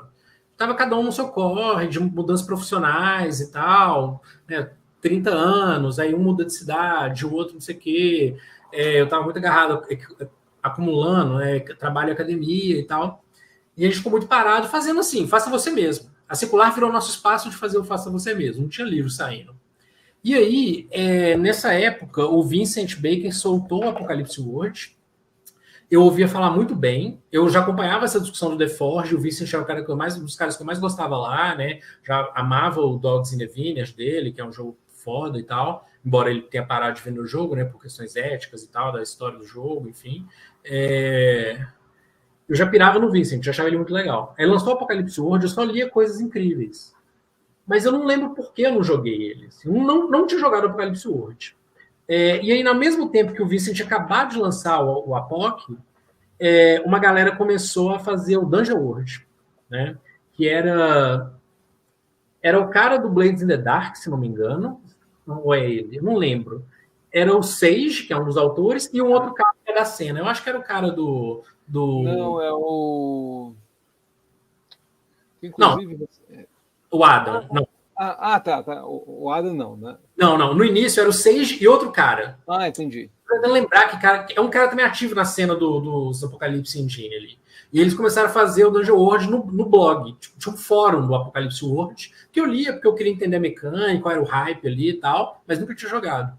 E eles estavam criando num tópico do fórum, os movimentos e tal. Aí esse mano, que era o outro, me falhou o nome agora, que estava criando junto com o Sage, falou, tô muito agarrado com o meu trabalho e saiu fora. E aí o Adam que acompanhava o fórum, dava comentários, pegou para fazer com o Sage. Os dois publicaram uma versão que eles chamam de Dungeon World Handbook, né, o livro vermelho. E aí eles fizeram um PDFzinho. E aí, quando esse PDFzinho começou a circular, na época eu chamei o Giltônio, o Thiago Marinho da Secular, acho que o Eduardo Caetano, chamei uns 4 amigos. Eu lembro que o Giltônio tava, porque ele odiou. A gente chamei eles e falei, galera, tem esse jogo aqui, tô a fim de testar, é meio D&D, mas a mecânica é meio esquisita e tal. E eu amei o jogo. A gente jogou e pirou no jogo, ficou discutindo as mecânicas. Era um beta, o livro tinha, sei lá, 60 páginas, 50 páginas do PDF. E a gente pirou muito no jogo, a maioria de nós. O Giltônio odiou, porque para ele a questão do sucesso parcial se sentia como uma falha, né? O movimento, o mestre poder ter uma autoridade narrativa ali sobre sua ação, você não ter um sucesso completo, para ele. E muita gente tem essa crítica também. A primeira vez que eu vi foi dele. Falou, isso parece que é uma falha, né? Não parece que é um sucesso parcial. Então ele odiou, mas eu e o Thiago gostamos muito, o Thiago Marinho e o Du também. Acho que o Garrel jogou com a gente também na época. E aí, eles nem tinham começado o financiamento coletivo. E aí, na época, eu mandei mensagem pro Sage, falando, porra, joguei, achei foda, a galera que BH gostou muito e tal, no Brasil. Aí ele falou, porra, Brasil, você tá jogando um negócio que a gente nem lançou e tal. E ele falou, vamos fazer um financiamento coletivo. Ele já tinha falado isso no fórum, mas ele falou comigo, nós vamos fazer um financiamento coletivo, acompanha aí. E aí ele falou no jeito meio assim, o Sage, compra aí pra galera, a gente faz um esquema de vocês comprarem, tipo, 8 unidades, sabe? Tipo, mais barato. Eu falei, não, mano, eu quero lançar essa porra. E aí ele falou, não, então vamos pensar e tal, os direitos. Ele, tipo, já não tava nem. Ele tava nem imaginando que a gente queria isso. Eu falei, não, tem tudo a ver de lançar isso aqui, porque a mecânica é massa e tal. E na época, eu tinha bateu um insight assim na minha cabeça que esse troço ia bombar no Brasil. Eu falei, cara, a gente era muito conservador, a gente fazia tiragens de 100 unidades do Busca Final. O Violentino a gente fez 300. E eu vi num monte, assim, tipo, sabe? Tipo, 300, não vai vender. O Thiago, ele trabalha no Banco do Brasil. Então, ele é o cara que ficava, esse dinheiro vai ficar parado, não sei o quê. A gente podia estar fazendo outra coisa com esse dinheiro. Porque todo o dinheiro que a gente ganha da Secular, como é nosso hobby, fica na Secular. A gente se paga. Então, o Thiago traduziu o Apocalipse World, a gente paga ele a taxa do mercado. O Júlio diagramou, a gente paga ele a taxa do mercado. Mas a gente não passa o dinheiro para... Não tem um lucro, sabe? Então, a gente tinha um dinheiro ali. Eu falei, cara, vamos lançar essa porra no Brasil, vamos fazer 500 cópias e vai vender. E aí teve reuniões assim, infinitas. Reuniões de 3 horas, eu falando, faz 500. Porque tem uma coisa que é meio óbvia, mas que não é tão falado, é que se você imprimir 500 livros, o preço é basicamente 10% a mais do que imprimir 300. Né? A tiragem faz muita diferença no preço da unidade. E aí a gente falou, não, vamos fazer 500, que martelando com eles, até que eles falaram, tá, faz essa porra aí, se ficar encalhado, fica na sua casa. Eu falei, beleza. E a gente já fez, tipo, sabe, 2.000 do jogo, sabe? Tipo, acho que foi a melhor ideia que eu tive, que nesse ponto valeu a pena eu ser muito chato, muito cabeça dura, porque eu não abri mão, falei, se a gente fizer esse livro vai ser 500, porque vai vender. E a gente vai finalmente ter dinheiro para fazer o que a gente quiser. Porque o Busca Final, o Violentina, dava um pouco dinheiro, sabe? Eram livros menores, mais baratos, a gente sempre gostou de vender baratinho, e não saía tanto assim. Eram jogos muito de nicho. E eu falei, não, o Dungeon World vai chegar na galera do D&D que tá de saco cheio do D&D. Que era o que eu tava, que outras pessoas estavam. E aí a gente, assim que saiu o financiamento coletivo na gringa, eles mandaram pra gente o PDF, os arquivos do InDesign, e a gente começou a traduzir. Aí o Thiago Marinho traduziu.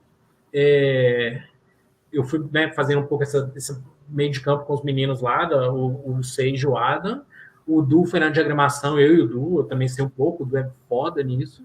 E a gente lançou o livro no World RPG Fest 2013, se não me engano. E assim, até hoje é o que mais vende e tal, e hoje é o que permite a Secular fazer o que a gente quiser. Você falar assim, bicho, tem um jogo esquisito aqui sobre grafite, não sei o que, não sei o que. Se a gente gostar, a gente consegue lançar.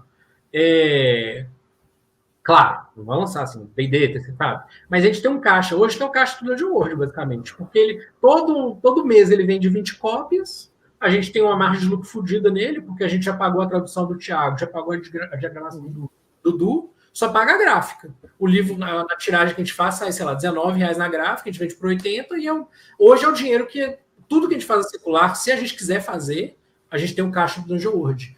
E foi uma escolha, eu acho que na época eu fui muito sagaz de sacar, sendo nada modesto assim, nesse ponto, de que tinha um cansaço com as mecânicas da terceira edição, aí tinha o Pathfinder e tal, mas assim, quem estava nesse barco já estava de saco cheio, que era o meu caso, e muita gente conhecia, e a quarta edição também já não estava dando muita onda. Eu falei, cara, o Dungeon World, ele é um cavalo de Troia perfeito, sabe? Ele é essa fantasia chata que eu nem gostava tanto, nem gosto tanto, não é minha praia, mas com umas mecânicas muito legais, que prende a pessoa, que faz a história ser gerada de forma, assim, ser gerada coletivamente, vai para rumos inesperados. E eu falei, isso vai pegar aqui, cara, vai rolar, vamos fazer muito. E até hoje é o livro que mais vende. Só Apocalipse World, sei lá, em 2018, ele superou a venda do Dungeon World 6 meses depois voltou ao normal. O Dungeon World vende muito mais. Essa ambientação não, dentro do universo RPG. O pessoal vai jogar RPG, não, eu quero jogar uma fantasia medieval, né? E o grupo do Dungeon World, a gente vê todo dia, vê a galera, cansei do D&D, peguei esse troço aqui e explodiu minha cabeça, sabe? Que para nós pode parecer meio bobo, mas você pensa que tem gente... Eu joguei 10 anos de D&D seguido, toda semana. Uma hora você tem algo diferente. Mesmo que seja nesse...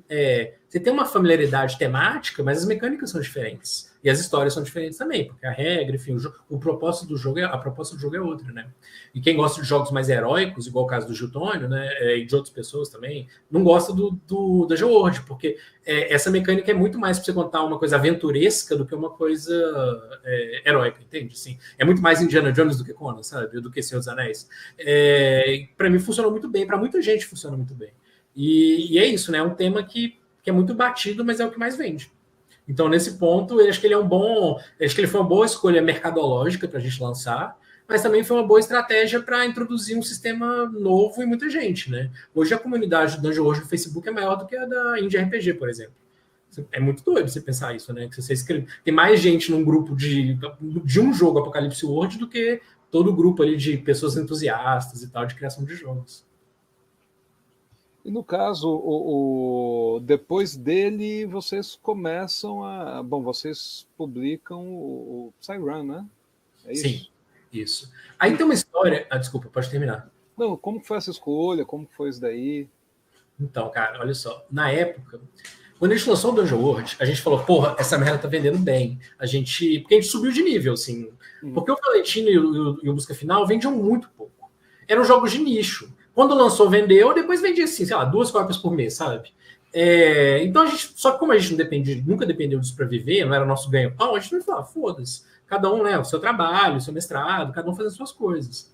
Com o Dungeon World, não. O Dungeon World eu tive que reajustar minha agenda para levar no correio. Tem, sei lá, dezenas de caixas na minha casa, até hoje tem, né? Acabei de mudar, tem um quarto de caixa aqui, basicamente. Então, o Dungeon World foi outra logística e também o nível de pessoas que a gente passou a atingir. A gente parou de atingir o brother da comunidade do Facebook, lá o Indie do Rio, o Indie do interior de Minas. Assim, eu mando livro para todas as cidades, sabe? Para lugares bizarros, assim, interior do Amazonas, está mandando Dungeon World.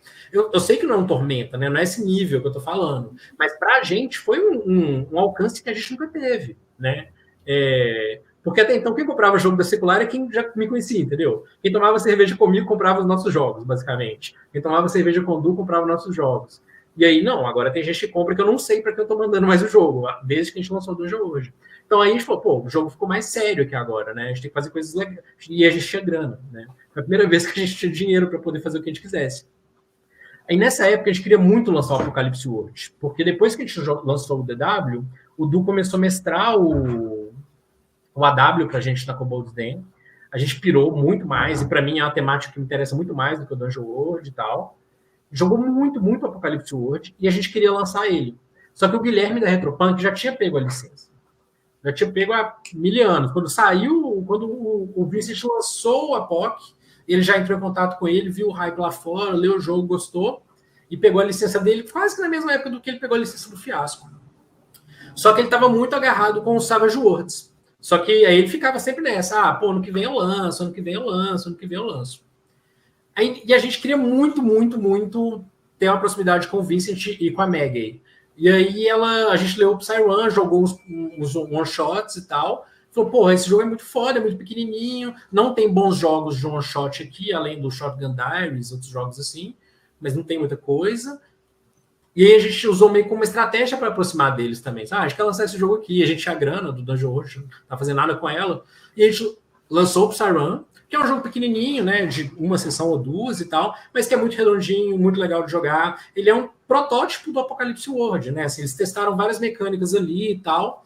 É um jogo que eu tenho muito carinho, porque é um jogo perfeito de evento, né? Acho que ele cumpre um nicho que ainda é maltratado no RPG brasileiro, assim. Embora hoje tenha muito mais opções, mas na época ele era certinho aí. Mas ele foi estratégico, porque a gente aproximou do Vincent e da Maggie, né? Começou a trocar e-mail, manda mostrar e tal, pá. E aí o mundo dos sonhos seria a gente pegar o Apocalipse World, só que a gente sabia que era do Guilherme, e o Guilherme era nosso brother, é nosso brother. A gente não ia furar o olho dele. Então a gente sempre ficava falando com ele, porra, mano, esse jogo aí, lança esse troço, a gente gosta muito desse jogo, a gente quer muito ver a comunidade que tá jogando Dungeon World jogar Apocalipse World, e ficava sempre buzinando a cabeça do Guilherme. E aí eu lembro claramente, assim, eu tava de férias, aí eu tinha viajado para Buenos Aires e tava acordando, assim, e aí ele tinha uma mensagem do Guilherme, falando, cara, a gente vai perder a licença do Apocalipse World, porque a gente tá com ela há 4 anos, e aí eu tô vendo que eu não vou conseguir lançar ela, eu vou passar ela para vocês querem? Eu falei, bicho, acabou minha viagem, sabe? Fiquei, tipo, o resto do dia no celular, ligando pros meninos, conversando, fazendo reunião e tal, falando, vamos pegar esse troço agora. E aí a gente pegou o Apocalipse hoje, né? Então teve o Psy, que foi um negócio legal, mas o Psyrun é muito mais próximo do Valentino do Busca Final, sabe? É um jogo que sai 4, 5 por mês, tem um nicho, a galera joga, acha legal, mas não tem a comunidade, assim. O Dungeon World tem a comunidade, o pessoal cria coisa, faz stream, tem um monte de coisa, né? O Psyrun foi mais um jogo à nossa cara, assim, um jogo menorzinho, focado, com um design bonitinho, esperto pra caramba e tal. E foi a nossa aproximação com os dois, né? Com a Maggie e com o Vincent.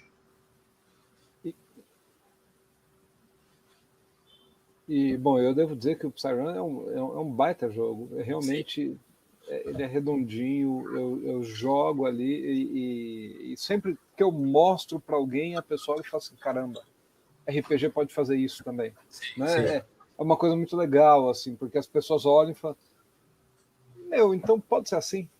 Né? Porque é isso, né? Quem está acostumado com D&D, etc. Eu vi uma vez você se não me falha a memória, você comentou que vocês chegaram a tentar conversar com o Zack S para o jogo dele ou não? Escapamos dessa. Né? Porque depois ele foi se revelar um filho da puta, transfóbico, escroto, perseguidor de pessoas, abusador e tal.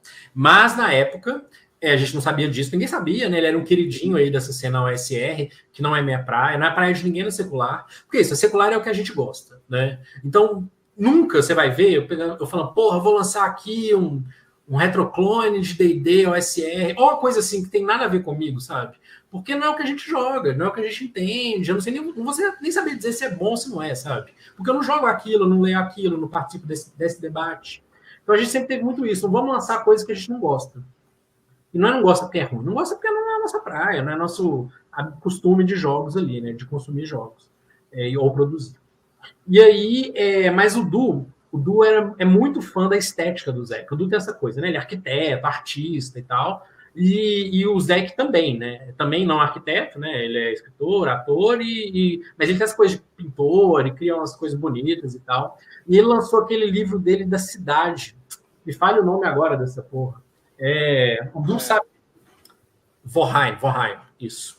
Que é muito foda, que é um guia de cidade genérico, com umas coisas meio OSR de tabela aleatória e tal, ou não só OSR, né? Essa mecânica que eles trouxeram de volta tem sido largamente adotado aí, né? Para além do OSR. Agora, embora eles tenham esse mérito de ter valorizado essa mecânica de novo e tal. Essa tecnologia, né? Não é a mecânica. Mas esse jogo é muito legal, o lore dele, ele escreve muito bem, assim, é um filho da puta, né? Mas escreve muito bem, o jogo é muito bonito, o suplemento é muito bonito, e aí a gente tava com essa grana do jogo. A gente tem sempre essa graninha aí, que gasta alguma coisa, faz uma impressão, imprime mais da hoje, volta, então vai indo e voltando essa grana, né? E aí a gente, toma essa grana parada, vamos lançar o livro do Zé, que vai vender porra nenhuma, igual o Psyrun, mas é um artefato bonito, o livro é muito bonito, a capa dele, essa capa de papel que fica em volta da capa dura, é um mapa que você usa em cima da cidade, é muito bonito, muito bem escrito, e o cara é um doidão, vamos lançar. E aí, nessa, ele foi muito escroto com a gente já. Então, a gente tava, nesse ponto, a gente foi... a gente já tava vendo que ele era escroto antes da galera, assim, por azar nosso. Porque o Du é um mega fã dele, era, né? Não sei como é hoje, espero que não sei, acho que não. Mas era um mega fã dele e tal. E mandando e-mail pro cara foi um babaca. Ah, vocês vão pagar só 20% do preço de capa. E o meu trabalho, eu falei, mano... Aí a gente começou a mostrar para ele os custos que a gente tinha, sabe? Ó, a gráfica vai sair tanto, não sei o quê, não sei o quê. Aí ele reconheceu, assim, que não, beleza, podemos fazer. Mas ele tinha sido tão babaca, mas tão babaca no primeiro e-mail. Eu circulei entre alguns amigos próximos meus da época, assim, de que trabalhavam com RPG. Nossa, olha o nível de babaquice desse. Ele foi muito cretino, muito escroto. Parecendo que a gente era tipo a Hasbro, a mega empresa, e ele sendo explorado e tal. E aí eu falei, mano, nosso dinheiro vale um terço do seu, sabe? Então, se a gente vai te pagar, tipo, tantos dólares, é porque a gente vai fazer R$ 90, sabe, na época. Ele foi muito escroto. Aí depois ele até topou. Mas a gente perdeu totalmente o tesão nele, porque ele chegava o e-mail dele e dava preguiça, de tão chato que ele foi no começo. E aí demos sorte, ser muito sincero, a gente quase publicou o livro desse filho da puta, se ele não fosse tão babaca, tão arrogante. Aí depois, sei lá, o cara, uns relatos muito escrotos, né, de muita coisa escrota que ele fez e tal. Mas o livro dele, esse é um fato, esse livro é muito bom mesmo. Mas não foi porque ele é malo, resumindo por isso. Assim. Não dá para esconder a babaquice, né? O sujeito babaca e... Mas e aí depois, então, vocês fizeram o AW, né? Vocês lançaram e como foi, assim, o público gostou? Eu conversei uma vez com o Thiago e ele me falou que ele tomou uma decisão, né, que é colocar o nome de todas as classes, né, as skins, todos os nomes femininos, né? E você chegou a falar, inclusive, teve gente que reclamou disso, mandou e-mail. Como é que foi essa decisão? Como que o grupo... Por que essa decisão? O que o grupo achou? E como foi essa reação? Então, cara, olha só.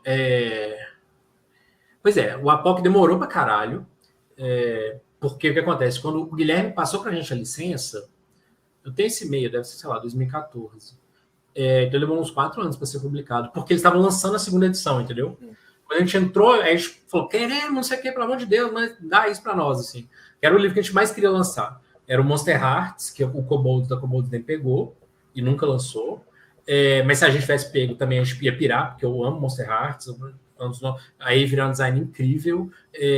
Provavelmente a melhor, estava conversando esses dias no Twitter, acho que até participou da thread, assim, de que eu acho que a melhor descrição das regras do Apocalipse Engine está no Monster Hearts, um jogaço. Na época a gente pirava no Monster Hearts e no Apocalipse World. E aí, como o Kobold tinha pego o Monster Hearts, falou, porra, vamos pegamos uma porta com o Guilherme, vamos lançar. Só que eles estavam lançando a segunda edição, eles falaram, olha, espera. Aí até eles fazerem a regra, o financiamento coletivo, não sei o que, a gente demorou muito para lançar. Mas voltando a essa pergunta, nesse meio tempo que a gente soltou o DW, esses jogos da Apocalipse Engine têm os arquétipos, né, que são os manuais, né, os playbooks. Então, geralmente, no Dungeon hoje é Hunter, né, sei lá, Warrior, né, Cleric.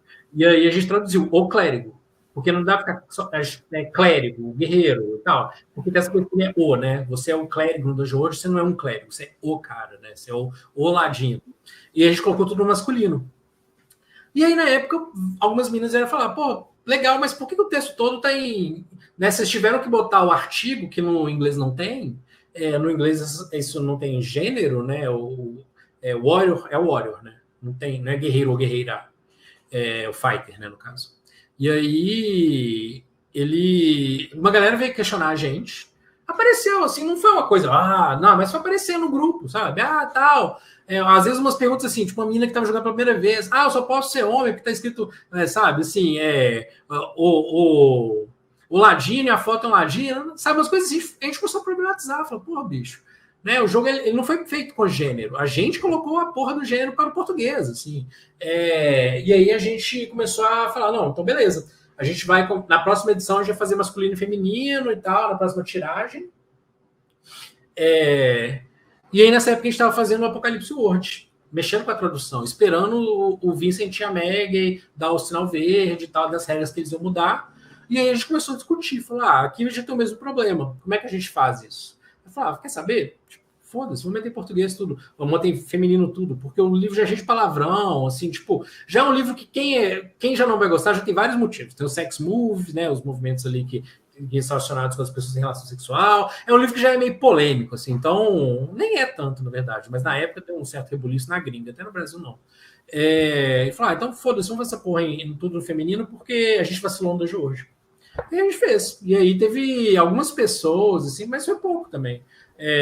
Tem um e-mail que é muito bom, cara. Assassinaram português. Que a gente fez, a gente não faz financiamento coletivo de livro gringo.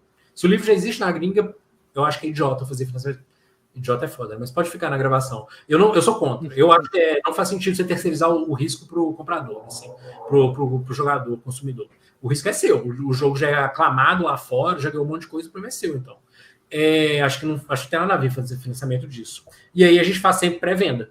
Então a gente fez pré-venda do Psyrun, pré-venda do Dungeon World. O único financiamento que a gente fez foi do Violentina. E a gente vai fazer um agora do Rebel, do Júlio, né? Mas é porque é o jogo do Júlio. Não é um jogo que, sei lá, o Vincent Baker fez, né? O jogo que o Jason Morningstar fez. Eu acho que tem nada a ver. E aí, na época, a gente fez a pré-venda. E aí as pessoas compraram, empolgaram. Depois, algumas mandaram e-mail pedindo dinheiro de volta e tal. Porque o livro tinha todo ele feminino. Tá bom, mano, beleza. Teve uma outra discussão no Twitter com algumas pessoas que ia dar aula de português. Mas não é só português, o livro tem vários erros de português que ninguém tá nem aí. Livros, erros que eu falo assim, de ter gíria e tal, e as pessoas não estão incomodadas com isso. Não é o erro de português, né?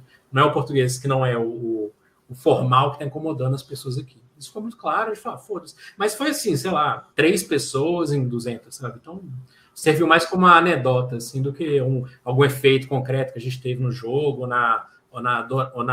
como ele foi adotado no Brasil. E como foi a chegada do Júlio na secular? Cara, foi assim, eu faço essa cara porque o Júlio, a gente tinha um grupo, o que acontece? Depois do Faça Você Mesmo e do Leve Jogos, o Júlio não veio no primeiro, veio no segundo, depois a gente fez o outro lá em Porto Alegre, na loja dele. Nesse meio tempo, a gente criou meio que um chat de Facebook, que tinha várias pessoas amigas, assim, tipo eu, o Júlio, o Du, né, o Rei, o Thiago, né, o Thiago Marinho, o Thiago da Unza. Tinha várias pessoas próximas ali trocando ideia todo dia, o John Bogé e tal. Pessoas que se encontravam nesses eventos ou participavam ali do Faça Você Mesmo, sempre eram jurados e tal. E aí a gente foi trocando muita ideia com o Júlio. E o Júlio é um cara muito criativo, né? Que tem uma produção muito vasta, sempre tá fazendo um jogo, sempre tá pensando em alguma coisa. E ele começou a ficar cutucando a gente da Secular, porque tava a Secular inteira nesse chat com ele, ele ficava, pô, só fazer tal coisa, pô, lança isso aqui, pô, e o Apocalipse World, quando é que vai sair? E o Júlio era um cara que a gente, ao mesmo tempo que tinha familiaridade para falar, a gente era próximo, a gente falava, vai se fuder, tô ocupado, não tô preocupado com isso agora, tenho que defender aqui meu doutorado e tal. Ao mesmo tempo, ele era um cara que também tinha proximidade de falar, pô, você tá vacilando, esse jogo vai fazer um maior efeito legal aqui, um monte de gente vai comprar, um monte de gente vai jogar, por que vocês estão precisando? Ele tava sempre oferecendo, ele deu uma cutucada na gente, sabe? Aí a gente chamou o Júlio, resumindo. A gente falou, pô, você tá participando de tudo, dando um monte de ideia, né? Sempre querendo ajudar, sempre oferecendo ali para dar uma moral pra gente. E tá super ativo na cena, fazendo um jogo todo, cada 6 meses soltando um jogo e tal. Cola pra gente. E foi um gás que deu na gente, porque o Du tava mudando de volta pro interior, eu tava super fudido com a defesa e com essas viagens desse trampo meu. O Thiago tava em Brasília, mas com mais trabalho do que nunca. A gente nem se encontrava mais pessoalmente. Aí o Júlio chegou, já tinha acabado a lógica presencial mesmo. Foi a primeira vez que entrou alguém que não era de BH, né? Porque eu, o Du, o Thiago, o Garrel, a gente ou é de BH ou morou em BH, né? E o Júlio entrou, meio que deu uma... Acabou fomentando essas reuniões mais constantes, com o Thiago em Brasília, com o Du em Varginha, eu, cada hora no lugar de Minas e tal. Mas o Júlio entrou e deu uma fomentada, o Júlio deu um gás novo, assim, na Secular, sabe? É um cara muito ativo, tem muitos projetos, tinha o Botequim dos Jogos, agora voltou. Então é isso que a gente quer, na verdade. Acho que mais do que lançar um jogo que vende muito, a gente quer fazer barulho, quer dar uma tumultuada, quer lançar jogo esquisito. E o Júlio já estava fazendo isso, né? Então a gente preferiu somar esforços com ele. Inclusive, nesse sentido, né, essa retomada do Botequim, você participa ativamente, pelo menos dessa segunda temporada, né, desse segundo ano, E como é que foi, assim? É um projeto que era do Júlio, mas a Secular incorporou, né? É do Júlio. O Júlio faz um negócio que eu nunca fiz antes, mas eu vacilei, porque eu devia ter feito. Que é pegar coisas dele e falar que é da Secular. Ou, sabe assim, então o Botequim é dele, é um projeto com a cara dele, ele toca. A gente ajuda, eu e o John Bogéia, tipo... Mas é assim, o Júlio chega e fala, galera, eu chamei aqui o Thiago... Por exemplo, ontem a gente ia gravar com o Thiago Rosa, deu um pau de gravar semana que vem. Chamei aqui o Thiago Rosa, a gente vai discutir mecânica de jogo, tananã, e... Não, beleza. A gente, tá, aí a gente vai lá, aparece eu e o John, mas o Júlio faz tudo. Ele pega o vídeo, ele sobe o áudio, edita, põe no feed, define a pauta. É um projeto dele e é super legal, assim. Tem um histórico, bicho, né, no YouTube ali de, 100 episódios, sabe? Entrevistou todo mundo, que era um pouco do que você está fazendo agora, né, de uma forma mais sistemática. O Júlio fazia em pequenas pílulas, né? Entrevistou todo mundo, estava criando jogo, todo mundo estava fazendo alguma coisa de RPG, num intervalo aí até 2016, 17, sei lá quando é que foi. Que é foda, assim, de ter uma das coisas que eu tenho mais dificuldade é ter essa consistência. Toda semana, todo mês lançar um episódio novo, gravar. Eu me empolgo com as coisas, faço e largo elas pra lá, assim. O Júlio não, o Júlio é sistemático, certinho, né, assim, vai lá, faz toda semana, dá uma pausa, beleza. Agora ele tá com mais relapso, mas durante, 2, 3 anos foi fazendo esse negócio direto, assim, periodicamente, no relógio, acho que era quinzenal, eu acho, ou semanal, não sei, uma época. E aí ele veio para Secular para ajudar a gente, lançando coisa nova, e agora estão lançando coisas dele também. Mas ele começa a trazer esses projetos dele, assim, que eu acho legal. É bom para Secular, é bom para ele, que dá mais visibilidade, mas é um projeto do Júlio, sabe? Talvez ele fique bravo de ver isso, mas assim, é o projeto dele, é a cara dele, ele faz o que ele quiser. A gente tem reuniões de pauta da Secular que a gente nunca discutiu o Botequim na Secular. A gente discute o faça você mesmo quando tem, é lançamento, isso é coisa dele, que é muito legal que ele faça, assim, eu acho incrível. E aí o John tá lá mais pra ser aquele, o Robin, assim, do Batman, sabe? Vai lá, chama mais um aí pra dar uma conversa. Às vezes ele é meio roxo, e Rocha, o que você acha? Aí eu falo uma bobagem, ele volta pra linha de pensamento dele e tal. É muito foda, a gente tá lá mais como escada dele, assim, e ok. O projeto é dele, é muito legal, e eu não teria tempo, energia e foco para fazer algo tão longo e tão bem feito como ele faz. Uma coisa dos antigos é tipo o Dedé do Didi, assim, né? Sim, exatamente. Eu e o John somos o Dedé dele, assim. E me fala uma coisa, o DW recentemente saiu uma segunda edição, vocês incorporaram um texto, né, para discutir a questão de raça. Como é que foi esse processo? O que vocês sentiram? Sentiram uma discussão? Como é que foi isso? É uma tiragem nova, né? A gente está na quarta tiragem do jogo. Desde aquela primeira lá que a gente fez 500 e tal. Então não mudou o texto do jogo. Isso era uma questão que a gente tinha. Vamos mexer, não vamos e tal. Mas de onde que isso surge, assim? Acho que eu não tenho nenhum problema em reconhecer que acho que a gente sempre teve, isso diz muito, eu acho, pelo menos da minha parte, dessa trajetória no hardcore, no punk e tal. Tipo, é muito doido como é que uma pessoa que vive no Brasil, né, vai ter... Eu tive contato com a discussão sobre veganismo com 16 anos, feminismo, anarquismo, e sempre foram discussões muito presentes na minha vida. E a discussão racial também esteve presente, mas sempre assim, no terceiro nível de importância, porque a cena hardcore tinha muitas pessoas negras e pardas, pretas e pardas, né, pessoas negras na cena. Mas a discussão sempre foi muito focada nessa coisa meio que, sabe, banda, música, uma estética que é muito norte-americana. Lógico, você tinha Bad Brains, algumas outras bandas ali e tal, que eram muito importantes, mas sempre foi um espaço muito branco, mesmo com pessoas negras. Não sei, é uma discussão que não pegava tração, assim, pelo menos em BH, o que é um mega problema do hardcore, e eu acho que em São Paulo também, pelo que eu conheci da cena aqui na época. E a gente reproduziu isso lindamente no RPG, né? Assim, então, estava lá falando de homofobia, né? Quando o cara era homofóbico na cena em 2011, a gente encheu o saco, né? Nos eventos e tal, beleza. Mas a questão racial passou batido, né? Total, assim. Vai no evento de RPG, só tem branco, tá beleza e tal. E aí, assim, super uma falha fodida nossa. E o do Jorge é mestre em fazer isso. Porque a gente nunca tinha feito uma discussão, porque todos nós somos brancos, né, classe média de Belo Horizonte, tirando o Júlio, que é a classe média de Porto Alegre. E E o Dungeon World, ele por ter essa coisa meio segunda edição, ele reproduz todos os tropos cagados do D&D, né? Que o jogador médio de RPG totalmente cego a questões raciais porque é branco, que é o meu caso, e era o nosso caso, né? Passou batido, a gente jogava, orc, não sei o quê. Nunca tivemos uma problematização assim tão consistente sobre isso. Estava lá problematizando porque o cara não estava criando o jogo dele tal, assim, sobre tal premissa de tal teoria, mas a gente não discutia porque na mesa de ninguém não tinha ninguém preto, sabe? Essas são as nossas mesas. Isso é um bizarro. Assim, a Kobolds Game, que eu me lembre, pessoas frequentes lá, que estavam cotidianamente, era o Alan, basicamente, que era negro. O Alan Silva. E a gente achava isso normal, né? Assim, isso não tem muito tempo, não. É 6 anos atrás, 5 anos atrás. E o Dungeon World, na gringa, o Dungeon World começou... o D&D nos últimos 2, 3 anos começou a ser muito criticado. Né? Assim, não que não existia essa crítica já por jogadores e designers negros, mas ganhou tração essa discussão, né? De como representa, como tem essa questão da... Uma representação de uma estética, né, muitas vezes ligada à África, ou mesmo uma estética asiática totalmente estereotipada e tal. E é uma discussão que, para nós, sempre foi normal, porque não afetava a gente, né?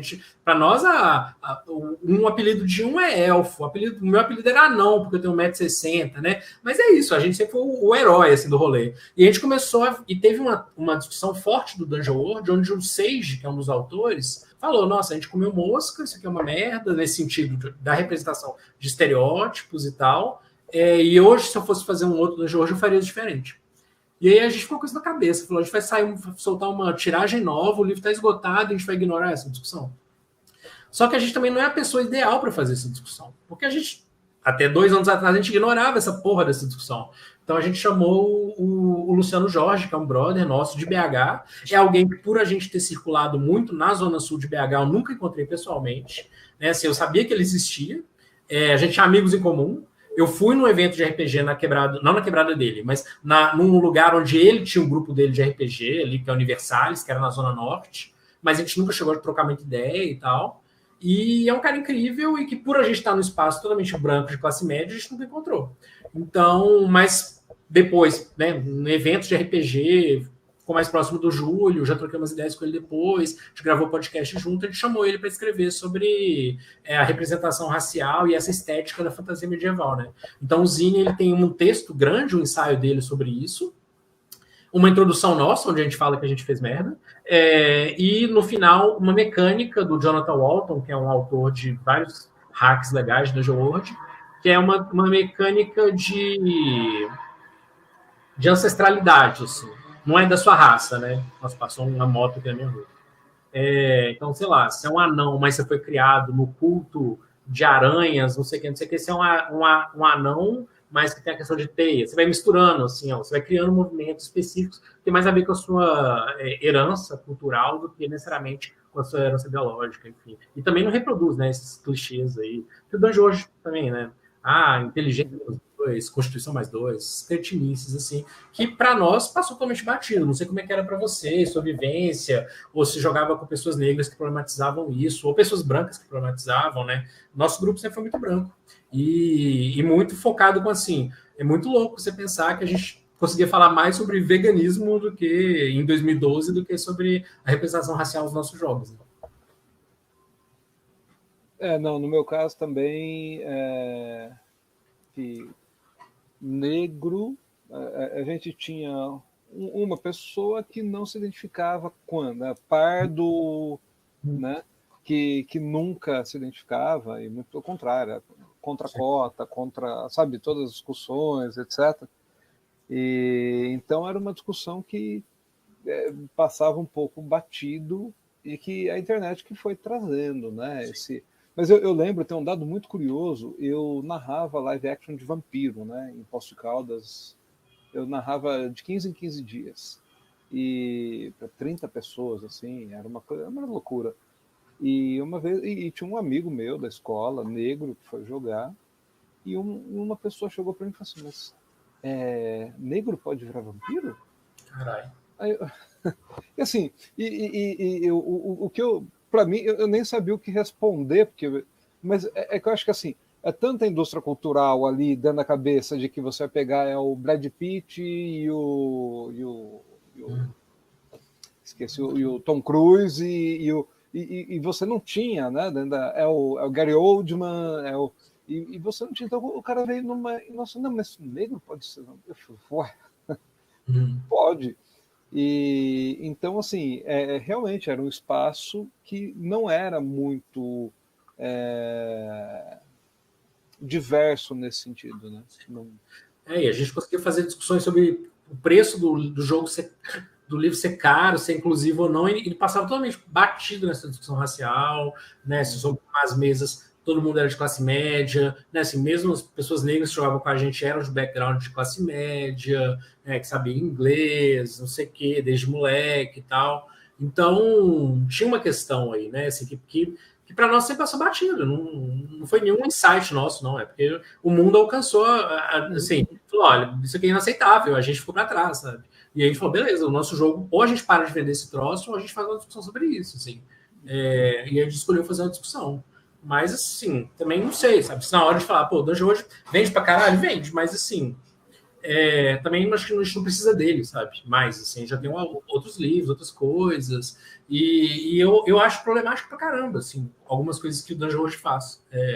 E aí a gente tentou fazer um pouco esse zine, que vai impresso em todos os Dungeon que a gente manda para sempre. A gente já imprimiu mais de 1.000 zines, tá aqui na minha casa. Toda vez que eu vou mandar um Dungeon hoje, eu enfio o zine dentro. Teu PDF está aberto, está disponível. Eu acho que é pouco ainda, mas dá para a gente pensar mais coisas, né? Foi o que a gente pensou, assim, precisamos, né? Os livros esgotou, o que a gente vai fazer com isso, assim? E poder contar com o Luciano foi legal pra caramba, porque é um cara que a gente sabe que joga muito RPG, que já conhece muita coisa de RPG, e ao mesmo tempo faz essa discussão racial fortíssima no esporte, mas também nos jogos e tal. O cara entende tudo, entende sci-fi, né? Assim, entende pra caralho de futebol, entende pra caralho de jogos. E foi massa poder contar com alguém que tá, né, assim, ao mesmo tempo tão perto, tão longe, sabe? O cara era de BH, mano. O cara tava quilômetros da minha casa, sabe? E eu fui encontrar ele na internet depois, porque é isso, meu grupo não ia nunca trombar o grupo do Lu, sabe? Porque isso, é um grupo tão fechado, né? E com todas essas barreiras que a gente não enxerga, né? Mas que elas existem, óbvio. E que na época a gente não sacou, e depois de velho, não tô falando que eu tinha 12 anos só também, não, né? Até o Kobold Desdém foi em 2015, 2014, talvez. E quais os planos futuros agora para Secular? O que vocês estão pensando, já planejando? Cara, a gente vai lançar o Sundered Lands, que é um pequeno jogo do Vincent Baker, são pequenos joguinhos, assim. A gente vai lançar, mas assim, é um folheto, sabe? Tem 12 páginas. E agora a gente está testando, né? O Júlio está terminando o Rebel, e a gente vai lançar ele como um financiamento coletivo, né? Como eu disse, a gente só lança financiamento para nós só se for algo novo, esquisito ou experimental. A gente vai pensar algumas coisas mais doidinhas. A onda é brincar um pouco com o formato, mas acho que a próxima coisa grande assim, que vai sair é isso. Mas é nisso, né? Assim, enquanto a nossa vida tá doida, a gente produz pouco. Porque, eu repito, a gente tá num barco completamente diferente do Guilherme da Retropunk, né? Que é um cara que começou na mesma época que a gente, mas ele vive disso. Ele tem funcionário, ele tem que lançar jogo, sei lá, cada 3 meses, 6 meses, sei lá como é o ritmo dele. A gente tem esse luxo, né? Por um lado, é um saco, eu queria poder viver disso, mas também não tem nenhuma exigência. Então, sei lá, ficou 6 meses sem fazer reunião no passado, pandemia, eu tava de mudança, um monte de coisa acontecendo. O Du agora tá morando em Jericoacoara, trabalhando com hotelaria e criando board game, sabe? Tá cada um num momento, assim. Aí tem hora que a gente encontra, pensa alguma coisa, tem alguns planos, né? O Rebel é o principal deles agora. Fazer uma edição aí comemorativa do Violentino, de 10 anos, que é ano que vem, esse ano agora, né? Já 2021. Mas não tem nada assim grande. Acho que nosso papel é mais esse, é dar uma chacoalhada, sumir um pouco, voltar. Acho que o que mantém a Secular hoje no sentido de a discussão que a gente tem, né? Assim, os espaços, aí o Júlio faz o botiquim, fala da Secular, aí, sabe, é um pouco isso, assim. Alguém vai lá, aí agora tem um monte de streamer legal pra caralho, fazendo um monte de stream de jogo nosso, a gente tenta ir lá, dar uma moral. Eu sou péssimo com stream, eu odeio jogar pela internet. mas eu assisto quando eu consigo, a gente sorteia o livro lá, dá uma moral, mas fomentar a comunidade, assim, que já está super fomentada, já é muito maior, né, enfim, do que, mesmo os indies estão muito maiores do que secular e tal, mas é um pouco isso, o plano é continuar aí enchendo o saco, fazendo algumas coisas, lançando coisas esquisitas, nada muito além disso, não. É um dado curioso que ai, meu Deus, não foi a Renata da Caquitas, eu as entrevistei. É Renata e Paula, né? A Paula, isso. A Paula falou que o jogo que deu um estalo na cabeça dela foi o DW. Sim. Foi o jogo que... Legal. Pois é, eu acho que o DW, eu não acho ele o melhor jeito de apresentar o Apocalipse Engine. Acho que ele tem vários problemas. Estava discutindo isso aquele dia no Twitter, né? Isso é o problema, tá vendo? Um meta-comentário, né? Tô te falando, a gente tá falando, teve a discussão do Twitter. Se alguém assistir isso daqui 3 anos, nunca vai achar essa porra dessa discussão, né? Para entender por que o DW... Então, a gente tem um pouco desse problema, né? Com o Facebook é a mesma coisa, com o Twitter. As redes sociais nos mantiveram sempre discutindo e nunca arquivando a discussão, né? Que eu acho que é um problemaço que a gente tem aí para frente, não só no RPG, no ensino, na discussão da política, na análise política que vai ser feita daqui a 10 anos, enfim. Mas voltando, né, fechar esse meta parênteses, naquela discussão do Twitter que a gente fez, que já está perdido no limbo aí, a discussão era essa, assim, olha, o DW é péssimo nesse sentido. Ele complica a cabeça. Inclusive, o Luciano puxou essa discussão. Ele complica porque ele tem tanto cacuete do Dungeons & Dragons e quer emular tanto Dungeons & Dragons que ele atrapalha o que ele está fazendo. Né? Mas para muita gente ainda assim funcionou. Porque ele chega nessa pega e fala, vou jogar aqui um jogo de fantasia medieval. Aí você, putz, não tem nenhum controle sobre a história, as coisas estão acontecendo, não tem a menor ideia do que vai acontecer, e isso é muito legal. Para muitas pessoas, foi a primeira vez que você teve essa experiência, né? Jogar um RPG que não é... Não tem problema planejar aventura. Eu amava planejar aventura, assim, essa coisa minha de organizar, ser o organizador, eu adorava ficar 6 horas planejando encontro de D&D, desenhando a masmorra e tal. Gosto desse trabalho. Mas jogar e ter a menor ideia do que vai acontecer 10 minutos no futuro é muito divertido também. E acho que o Dungeon World foi a primeira experiência, ainda com seus problemas, por ter a temática medieval, foi a primeira experiência disso para muita gente. Né? Porque aí abre a cabeça, isso é muito massa. Bom, queria saber, tem mais alguma questão que você quer fazer, que eu não perguntei, que você gostaria de falar? Tem... Não, cara, eu acho que assim, é isso, né? Acho que nosso papel sempre foi meio secundário, assim, a gente está fomentando, aparecendo ali, dando, sabe? Fomentar esse secundário é engraçado, né? Mas assim, aparece e sai, sabe? Nunca é a primeira editora que as pessoas pensam. A gente nem se chama de editora mais, chama de coletivo, porque todo mundo faz tudo nessa merda. Mas assim, acho que a ideia é um pouco. Acho que consegui passar bem essa ideia, né? Tem uns anos que a gente está nessa pegada. Qualquer um pode fazer jogo, qualquer um pode lançar jogo. Não quer dizer que todo mundo tem que lançar jogo, que todo mundo tem que criar jogo. Eu mesmo não sou um grande criador de jogos. Mas eu gosto da ideia de qualquer pessoa que quiser sentar e escrever um jogo, né? Ela tem capacidade, não é ninguém iluminado. Né? Alguém quiser lançar um jogo, ela consegue lançar, tem ferramentas hoje, você consegue publicar um livro impresso, tal, bonitinho. Né? Assim, acho que tem, eu gosto disso, acho que a secular tem muito essa pegada, e acho que a gente tende a fomentar um pouco essa discussão. Né? Hoje eu acho que quem faz o melhor é o Thiago Jungs da Coisinha Verde. Assim, né? Tem feito um monte de coisa massa, explorado um monte de formato, feito design aberto com a galera, faz live toda hora, tem o grupo dele de WhatsApp do Coisinha Verde, onde ele fica toda hora discutindo os design dele, faz meio que uma criação aberta. A gente queria ser assim, né? Mas enquanto não dá, a gente vai fazer outras coisas, junto com ele, às vezes de outro lado e tal. Mas acho que é isso, queria falar. Acho que o principal que eu queria passar é isso. Assim, qualquer um pode fazer, a gente está fazendo do nosso jeito, tem vários jeitos de fazer, não é o jeito certo, não é o melhor jeito. E acho que isso é muito libertador. Criar jogo porque você está afim de criar, não porque você tem que vender, porque, lógico, também tem a questão socioeconômica que permite que eu tenha tempo livre, 2 horinhas por semana e tal, mas quem puder fazer isso, eu acho que vale super a pena enfiar o pé na água, e você com híbridos, enfim, né? Acho que o cenário está aí para a gente chegar a brincar aí, colocar os jogos na roda, ver gente jogando em stream, é muito gostoso. Bom, então é isso, obrigado. Né? Espero encontrá-lo num evento, assim, acabar a pandemia. Quem sabe te obrigar a jogar um RPG sem os seus amigos na sua casa. Não, fechou, Rafael. Obrigadão, cara. Imagina, eu que agradeço. Tchau, tchau.